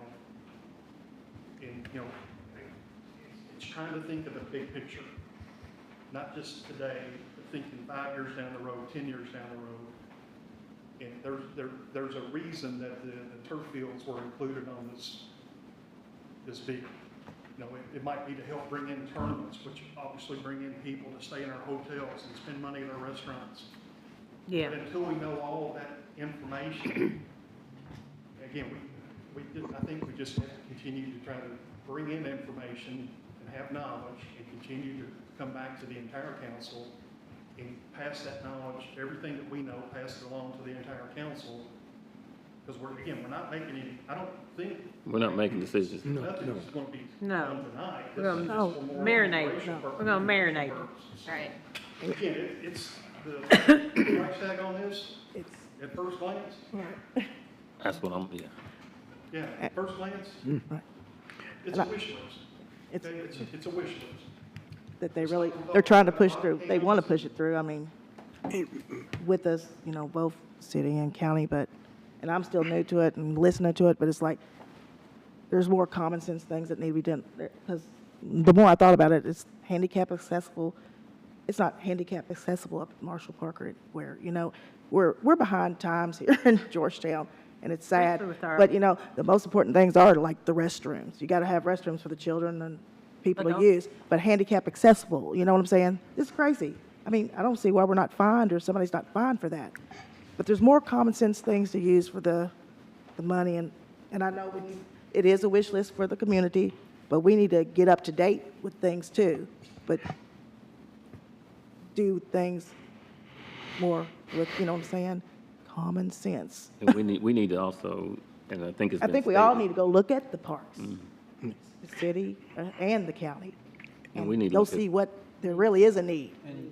the funding for it too. Yes. We need to understand how we're gonna fund this. Yes. 'Cause the wish list is great, but we've got other things that we need to be looking at, like body cameras as well. Right. And different things, fire training facilities. And guys, last time I looked, we were what, $1.4 million Right. deficit on the Right. budget? So we got to figure out where the money's coming from right now. And that's where I'm I'm confused. Like, let's find the money. Let's figure out the restaurant tax. Let's figure out, you know, we've got to get the revenue to come in. But we still need to get up to date and get some more, and get things that we definitely need, you know. As Devin mentioned, you mentioned just a couple minutes ago, I think we as a interlocal committee comprised of city and county officials are in complete agreement that we need to be meeting more often than once every quarter or once every 2 quarters. Right. If we're truly interested in doing this, we have to have more communication. We have to be able to answer every question that's been posed. And we don't have all those answers yet, obviously we don't. And we don't have money that the county has, you know. So we have to continue to communicate, listen before we talk, ask questions and get data. And then develop a plan. This past weekend was youth football's first weekend. I encourage any of you to drive up there on a Sunday and look at the number of kids and parents and where they all park, because they park way down in the Suffletta Park parking lot. And there is 3 or 4 porta johns. One of them is handicap accessible. Okay, one of them is large handicap accessible. But look at all the people, and that starts at 12 noon and goes to 7:30 every Sunday. So, encourage you to drive up there and look and see, and try to drive around the parking lot. So. And I'm there with my grandchildren, so that's what, and the handicap, like I said, there's people with their wheelchairs, you can't even, there's no ramps or anything for the elderly or the ones in the wheelchairs. I don't understand it. Well, How is this overlooked? Because it's old. It's the oldest one that we have here, and it's just not been maintained. It's ridiculous. It is. It's I don't- embarrassing. I do not disagree. Well, like I said, in hearing everybody talk, it's obvious there's a lot of work to be done because, you want to make sure that we do our due diligence to make sure that we try to meet the needs of what we can, but it's not that where we have to try to do all of this at one time. We need to really be diligent about looking what's important. Yes. Even though people are asking for these needs, there might be some of these that we just cannot do. And let's say, let's pick and choose which one of those that we need to get done. And that's what that survey is for. But you also, that you have to look at somebody else who's thinking, okay, you're going to make the improvements to this part, what about me? Yes. So that's another thing you got to keep in mind. Everybody wants to come to the table. So we got to make sure that we're listening and that we're trying to do the best we can of trying to make a priority list of what is going to be the best for everybody, not just for a select few. And that's going to take some work. Yes. And then as Councilman Showalter and Ms. Brent said, we're trying to get this local group to meet more often. Because if you think that we're going to get this done just meeting twice a year, that's not going to be any good. Because there's more questions to be answered, and we want to make sure that we got all the answers that we need for all the questions that we have, so we can make the best and soundest decision for people going forward. And Connie, one thing I want to respectfully disagree with you. Larry and his crew, they do a phenomenal job keeping those fields up. It's not a matter of ignoring them. It's, they're underpaid. You can only put so much lipstick on a pig. I agree with you. But it's still one of I'll put it up against any football field in Georgetown. I have family playing there too. I'm Yeah. not disagreeing with you about understand. that. Yeah. All right, the city engineer, okay, we're going to have the resolution approving application for TAP grant funding. Eddie is on the road. Oh. He's got his triplets going to college, so he's delivering them all to 3 different colleges. So I'm the city engineer tonight. I know, hard. triplet 18-year-old, fun, right? So as the council will recall, we applied for Phase 2 TAP grant funding, and we were rejected. We had a recap call with the Transportation Cabinet to understand why we weren't funded. As you all know, this is the next extension of the West Main Street sidewalk project.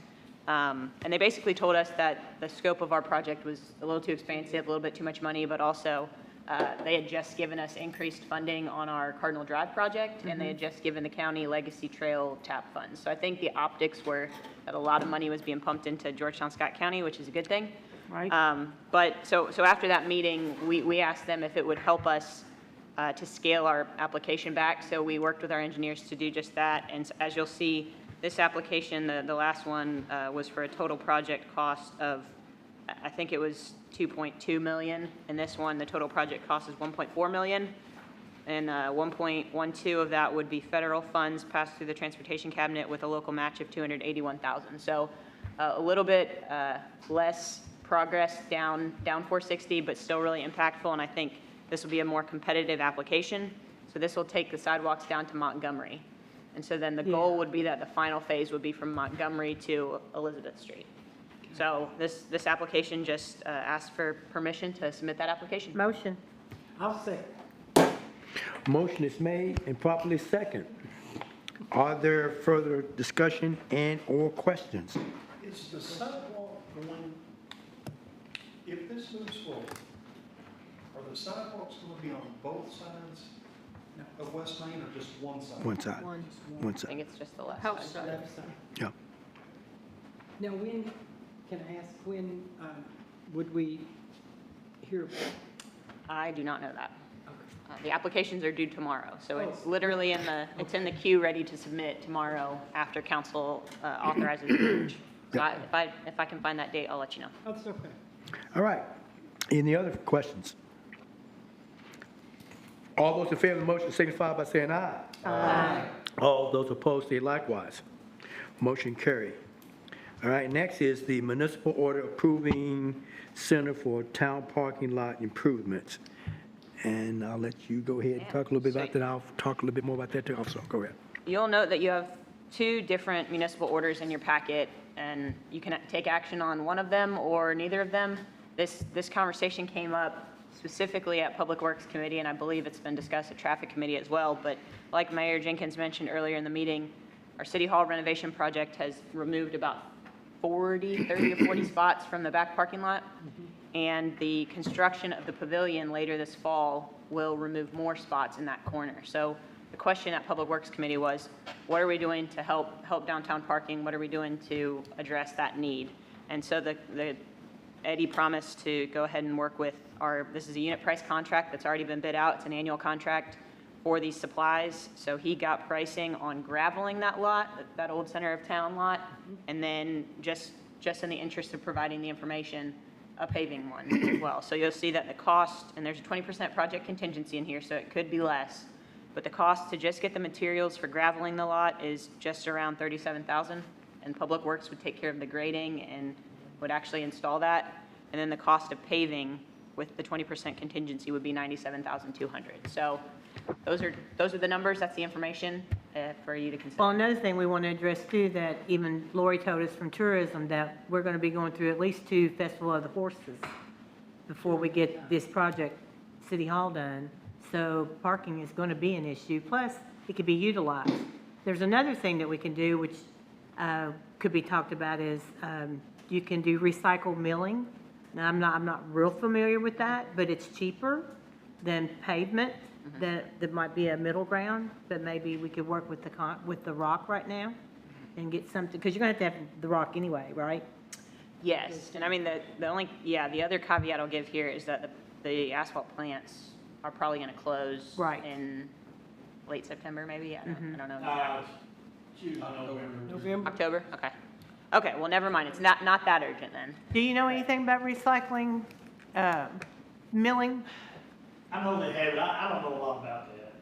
There was talk about doing that at the old KU parking lot. KU had given us kind of the green light to do that at our cost for public parking. We never did it, but it is, like you said, it's kind of a middle ground. It's more durable than gravel, but it's not. And you can, It's still not black. Right. no. They run, instead of using new rock, they put it through the blacktop plant and They recycle it. Yeah. And you can also paint it. Yeah, but I don't know what the cost of that is. Yeah. I don't think that's bid in our unit price. No, It's not. I just wanted to bring that up. So Devin, these two costs here, they're totally separate. They're separate. Right, you can pick either or nothing. I mean, the question is the committee, brought up the conversation about parking concerns and asked for these quotes. We brought them in the form of a municipal order so that if you wanted to authorize action, you could. And also, like I said, Connie marinate in it. One would be for blacktopping it, the other would be just gravel. Okay. It's grade on top. Yeah, I understand the need for additional parking, but do we really want to pay that? Because we're eventually going to get that parking back, and that could be used for something else down there. If we spend $100,000 to blacktop it, we're going to be tearing that up. Yeah, we talked about That's that why we too, just Greg. did both costs. Yeah, right. That's my Yeah, my I 2 agree. cents. Also, how many parking spaces would this give us extra? Eddie said he'd have to do kind of an outlay on it to know, but he estimated 30. It's probably going to replace the spots we've removed for the City Hall project, but I can ask him to get a more concrete figure on that. And the farmer's market starts in October. How long will it be before that's completed? I don't know how many months. I think he construction said they he was talking about 6 months, 6 to 8 months maybe, because they were trying to get that done We're just going to have prior to when it opens back up in the spring. We're just going to have issues with Festival of the Horse too. That's why we brought up that part being maybe just gravelled, because you're going to have to use it anyway, so. And we have. You are going to have parking issues with the new Justice Building Yes. going up and the pavilion, City Hall. There are gonna be some issues for a couple of years. Is it just grass right now? No, part of it is already blacktop. We just, a lot of people don't park there. We're gonna leave that alone. All we'd be doing is the grass part. But we gotta go down a foot. So, Robert, how many spaces, and you may not know, how many spaces in that parking lot right behind the museum? There's not I'd very say 15. 15-ish. It's, But a lot of the, a lot of people, a few people park there, but there's not a lot of parking lots there. Plus, you can't get downtown when it's blocked off. And we've talked too about improving our wayfinding signage. I think we have one sign kind of there where you turn off of Paris Pike to wrap around at the check cashing place. It says like city parking or public parking, and then from there it's kind of figure it out. So I think we can improve that through signage, and obviously Robert's folks can make those signs.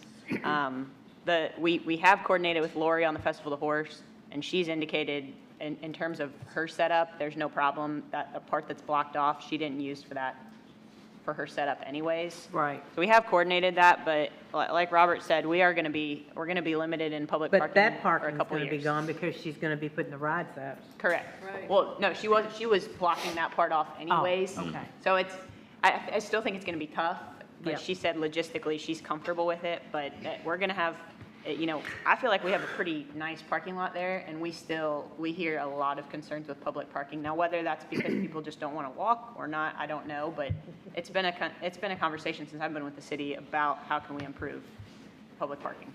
so is Nally and Gibson, do they give the best prices for the gravel? I know we've used them, the state uses them. They got the Been good bid. They got the neighbors. bid. They got the bids. They got the bid. Yeah, it's an annual unit price bid. Perfect. Robert, what size gravel? I think he wants to go 6 inches of number 2s, I believe, and then the rest is gonna be 6 inches inch. He wants to go down a foot. And it will pack good to where if we just do gravel? Yes, it we're won't? gonna, we'll roll it. We'll roll everything and put the dense grade on. We'll roll everything. Danny's done a few, so Danny knows what. I think we have a need. I mean, businesses need to be able I think so too. And Is it how possible hard? to get a cost on the recycled material, to see if it's less than? I'm sure we could, yeah. I can call Mark Reed. Not going to be less than the gravel. It's not gonna be less than the. No, we'll have to have the gravel to lay the recycled material over it. I haven't seen it for sure, but I'm pretty sure it's 6 inches of 2s. It is. And 6 inches dense grade. That's right. I want to make a motion that we at least put the gravel down. And if we can come back with recycling mill, then we can revisit it. Be, The 37,000. Huh? Do you want us to get that price on the recycled? We, May I make a suggestion? yeah, absolutely. Can we get that information first before we vote on anything? Yep. Is that possible, having for the next council meeting? We probably could get an estimate. We'd have to go out to bid on it. Yeah. Yeah, we have. But the parking lot won't be done at the Festival of the Horse if you wait till then. I'll just throw it out. Oh, yeah. but the Festival of the Horse, she says she can still do her setup, Yeah, right? I'm just saying. Yeah. And the parking might be an issue in terms of people may have to walk a little further, but if she can still do her setup there, I'm just gonna be honest, I'm a no right now, but we can get more information, but we're talking body cameras and other things that we need, and people have to walk a little bit extra for about 6 months. Do we know how long it's gonna be, once they start the construction on the pavilion, how long that's gonna take to? They're trying to do it before the next farmer's market. I think 6 to 8 months he was talking about, because they're trying to do it prior to next March when they open up, or April. So they're hoping to start it like in October and then get it finished, like I said, within 6 months. All right, what, in the back, in the city hall right now, they've got the fencing up, it's blocked off 35 to 40 spots. Yes, about 30 spots. I understand why they've done that, Okay. but when are they gonna start utilizing that space inside the fenced-in area? And the reason I'm asking is, the Festival of the Horse is coming up in less than, About 3 weeks. September 7th, first one. and if nothing is gonna go inside that fenced-in area between now and then, why couldn't we just take that fencing down and put the fencing back up after the festival rolls? I mean, we can ask. I mean, part of the reason it's blocked off is because they're going to drill that for the geothermal, but I can ask that question. On timing. Yeah, I think that's a good thing to ask. It's also, maybe we could think outside the box a little bit. I mean, we have a bus service, and in a lot of cities, when you have big events, people park off-site and a bus takes them in. I mean, we could use the school parking lots possibly and have bus service run people who park there on every 15 minutes. I mean, that might be able to save some money. I think in terms of Public Works Committee, from my understanding, it was less about the Festival of the Horse and more about parking needs in general. I mean, like on days where there's court, that parking lot is packed behind City Hall, and there's significant need there. So I think, I don't think we should base the full decision one way or the other on the Festival of the Horse. Yeah, And the other conversation is that, this is being brought since it was raised as a concern until we start. I mean, it's a question of, are we going to roll the dice and wait to get citizen complaints and then decide, and that can happen. I mean, the council can decide that the council wants to address this at a later date, and roll that dice. I do know that based on the day-to-day and the feedback from the jail staff and the court system and others that utilize the parking lot, there's going to be a hit to people, and not just on the festival. I think the festival is navigable. You expect downtown to be packed for that. Thank you, Dan. You brought up, Willow, you brought up the school parking lots and shuttling them, Also, there's a couple of good-sized churches. Yeah. Downtown too, that would be real busy on a Sunday, but maybe would be kind of. Because those 30 spaces aren't generally going to cut it anyway, so it might be an option anyway. Well, and that parking lot behind the museum is 25 spaces, Okay. so there's a lot of parking there. Like I said, it's something that we don't have to make a decision on. Like I said, if we can find out information that from Chief Bruin over there, that and Devin talking with the engineers, if they're not going to start working on that geothermal stuff not until October, then they can move that fence down for that purpose to be used for that. And then whenever they start, they can put it back up. That's something they may want to check on to see, but. I would like to wait for more Do information. you need a motion to table for more information, or did we just? I don't think we got a second. We- Let's We just- pass. On the fence, I do think they are planning on moving some Connex boxes in there to store their equipment. So It's a staging area as well. Yes, they, when they're going to do that. well, again, let's find, if we can find out exactly what they're going to do, what the logistics is, or what they're bringing in, then, like I said, we can always address that later. I mean, it's not going to know anything by the next meeting time, so give us a little time to do that. So we can look at that. Our next meeting's the 11th? The 28th. 28th, so yeah. So we can, hopefully by the 28th, we can hopefully find some information that if we have to act on something, we can look at that. But we'll look at that at that time. Any other questions? Yes, we're going to look over that. I'll Yes. call Mark tomorrow. Okay. All right. Next, Human Resources, first reading of the amendment to Personnel Ordinance, sponsors Willow Hambrick and Todd Stone. An ordinance amending section 2-111 of the Code of Ordinances regarding personnel. Summary. 1, amend section 2-111 subsection C of the Code of Ordinances to abolish the 5 positions of permanent part-time officer 2, school resource officer, and create 2 positions of permanent part-time officer and 3 positions of school resource officer. 2, provides for repeal of inconsistent ordinances, severability of provisions, and an effective date upon passage and publication. The full text of this ordinance is available for examination in the City Clerk's Office, 629 North Broadway, Georgetown, Kentucky, 40324, or at www.georgetownky.gov. Introduced and publicly read the first time, August 14, 2023. And that is just an ordinance to allow the hiring of those part-time officers to serve as school resource officers just during the school year. They won't serve as members of the department in the summer and on off days. So we're, like Mary said, working out those details. All right. Next, we have council comments, and I'm going to start, Just first reading. first reading. I've got a question there. I'm sorry, I apologize.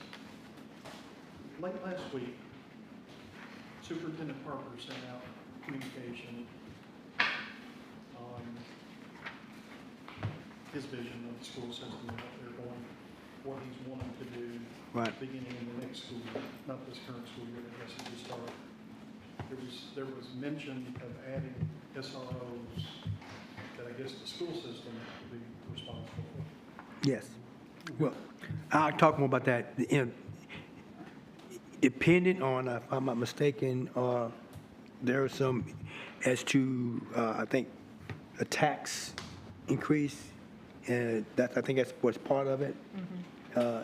And that, and this is predicated if this tax thing passes, whether they're gonna do that. They wanna do it where they have, a resource officer in every building. And they wanna come to the table by funding that. But again, that is, based upon if they're able to get the tax revenue that they need to do that with. But are the three that we're looking, or I'm sorry, the two that we're looking. on this- Three. We're funding three. I'm sorry, I was looking at the same. Yeah. That's totally separate from what the school system is looking at. So they're looking at adding, and I think at that point it would become more funding a half, and they're funding a half. Our investment is not going to change. Change, right. It's still the equivalent of 3 officers. Three, that's it. But they're looking at finding a way to provide funding to add 3 more officers. 3 more. So that's what they're doing. So, which will take them to, is it 11. If that passes, I think more than that. Yeah, I think more than that, because the city and county are both providing headcount. Like Mayor said, it's kind of dependent on, they're working on getting, I believe the goal is to increase teacher salaries and be more competitive. I mean, the problem Scott County Schools has is we're right by Fayette County. And you travel 15 minutes and your pay increases $20,000 right off the bat. So they're trying to get competitive, and I think those two are kind of going hand in hand, that they want to increase the salaries for their teachers, and then they want to come to the table and invest in SROs. Yep. So another ordinance will come back if Yeah. that works. Yes. That works out. if for whatever reason, they're not able to move forward with SROs, are we going to keep our? Yeah, we're still going Looking to add to our. yeah, now, we're still going to just add, we got 3. We're paying for 3 positions. No matter what they do, and we're only going to be funding the 3. So that thing would change that. The only thing is, if they're able to get their funding in of it, they're going to be able to add 3 more, and they're going to be footing the bill for that. In the school? Yeah. I thought I read the paper, they were gonna do 11, 9 or 11. 11 total, yeah. And what they did in years past was they funded, myself, Jeff Warner, and Chester was, a couple others, they funded our single position for the school year. Even though the police department hired the personnel, they still funded it. So it may be a sheriff's deputy, it may be a city police officer, but they'll help fund that position. Right now, they got 5. Okay. And then, so we're going to get 3, and the county's going to get 3. That gives them 6. They have, right now, will have a total going into the school year, talking about 11. And then if they increase that number is based upon if they're able to get the tax increase to add more. But it doesn't decrease what we're doing. We're only going to be funding at 3. Okay? Does that make sense to everybody now? Okay. All right, next we have council comments. And Mr. Storm, I'll start with you. All right, thank you, sir. Great meeting tonight. A lot of good conversation. I'm tickled to death with getting the school resource officers and really looking forward at the camera system. So other than that, that's all I got. Ms. Brent. Well, I'll do one good and one bad. I have some constituents for the Republic Service. I'll give you the address. Yeah. Their trash that was picked up. Okay. Last Wednesday, they called customer service. Customer service told them to put it out the next day. They didn't pick it up. They told me, I called customer service. They said put it out today. They didn't come pick it up again. They need a refund or something Okay. prorated or whatever, $4 and something cents. To see if they can get a credit on their bill. I mean, they didn't get the service, so they don't need to pay for it. I will send them an email. Thank you. Okay. And then this Saturday, I went to the Ed Davis Community Center for the backpack giveaway. It was really nice. The children, if you could just see the kids, their face were lit up. They got haircuts, trims. Little girls got their hair braided. Little boys got their hair braided. It was a good event. It was a lot of children. And I just want to thank the community for all that they did. I do want to give a shout out to the young women and men that cut the children's hair. It was Crystal Crump, Misha West, Nate Boyers, Autumn Pettis, Katrina Coleman, and Shamiko Jackson. I want to thank the Ed Davis Community President Robbie Barber, Toyota, the Georgetown Police Department, Stillwaters LLC, Perfecting Praise Center, First Baptist Church, under the leadership of Pastor Frank Houston, because they had a giveaway the same day. It shut off, and they brought the backpacks to the community to, donate to the kids, which was good. Kroger's and their manager, Miss J. Morgan, and crew, they did food, face painting, and balloons, and I want to thank them. And I want to say thank you to Tina Lilly. She is over the Ed Davis community. She's doing an absolutely fantastic job out there. And another Parks and Rec employee, Lorenda Smith. And if I've missed anybody, thank you, but it was just a good thing, and please try to go participate in this each year, because the kids, like I said, they were just so excited. That's all I have. All right. Ms. Conway. My main thing is I'm glad we haven't given up on the TAP grant, and with this asking for less money, shorter distance gets us in the running, that would be great. Looking forward to hoping, crossing my fingers that they'll go along with it. You'll let me know, won't you? Absolutely. Thank you. Mr. Showalter. Ms. Tackett. It's a good meeting tonight. Feel like we're making a little progress. So, thank you. That's all. Okay. Mr. Allen. Yeah, it's going to be about finances for me, and where is the money coming from? We'll continue to look at the revenue streams, continue to try to support these initiatives that are important to the community. We understand that, we can't do everything, but we'll do the best we can, and we'll just have to prioritize it. Body cameras is something that I think a lot of the people in the community have been asking about. I know law enforcement is in favor of it as well. So go back to something that Councilmember Showalter said. It comes down to, let's have the plans available so that we understand the impact, we understand the gaps.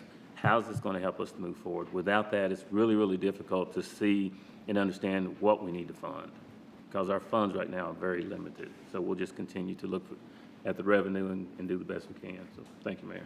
Okay. Mr. Hampton. Thank you, Mayor. Just to follow up with Councilman Allen, discussed with finances, our next Finance Committee meeting is on 28th of August, 8 a.m. We've had a location change to GMWSS, the conference room. Yes, sir. So, and based on tonight's discussion, we got a lot to talk about. We will get the revenue streams figured out, and once we do, there should be a list of priorities. What do we need to do? And like I said from our discussion tonight, we've got some really things that need to get done right away, and some things that could be put, 2-3 years down the road. So we have to make those decisions. So thank you, Mayor. Ms. Hambrick.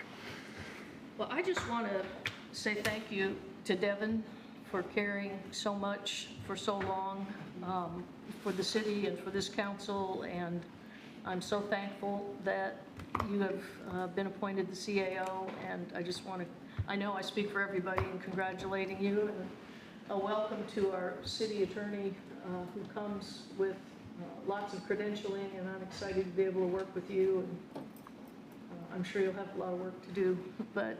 A little bit. Thank you, we're excited as well. Yeah, and congratulations to the police that got their promotions, well-deserved. And I was with my grandchildren out at the water park this weekend, and I really see active community engagement. They were handing out beach towels and little plastic badges and engaging with lots of young people, and all of that is noticed, and it's just really good PR, and I know our fire department's out there doing many of the same kind of community things too. Eddie's not here, but there is a sidewalk that is I noticed it because of the new bookstore that opened up next to the wine shop and the laundromat. Okay, Broadway here. That has a huge indention in it. Somebody could literally get out of their car. If you park there and you open the right-hand door, the sidewalk side, they could break their leg there. So I don't know what we need to do, but we need to put something there. It's just not safe at this point, so if someone could look at that would be good. And if I heard anything else tonight, it's that we have a lot of needs and we have limited funds, and we want to impact the city taxpayer the least possible, and yet we want to find revenue streams that can help us move forward, like the restaurant tax, like the business license fee, like the impact fees for the developers who continue to come in, like the 911 fee, so it can be self-sustaining. We do have creative ways where we can, like Greg is saying, get some of these revenues going, and we need to. We have a lot of needs with a growing community, and I think that's been well expressed here tonight. So, good meeting. Thank you, Mayor, and appreciate it. And last comment before we turn loose is that, again, when the Georgetown, Scott County Revenue Commission, Jessica Brown and Scott will be here, I think they're going to give valuable information that will be able to help us understand how they collect revenue and where is it going. And hopefully with that information, we'll be able to, with the data to support it, we'll be able to figure out as to, hey, what will be our next steps? And those less impactful fees or taxes that we want to impose. Again, I'm a big component of trying to do be cognizant of people and that people are hurting, people are struggling, and we in this council don't want to make sure that we don't add agony to them, that we try to do our due diligence to try to find some creative way with the least amount of impact on them. So going forward, hopefully that's what we're able to do. Again, thank you all for your support, and no other further, this meeting is adjourned.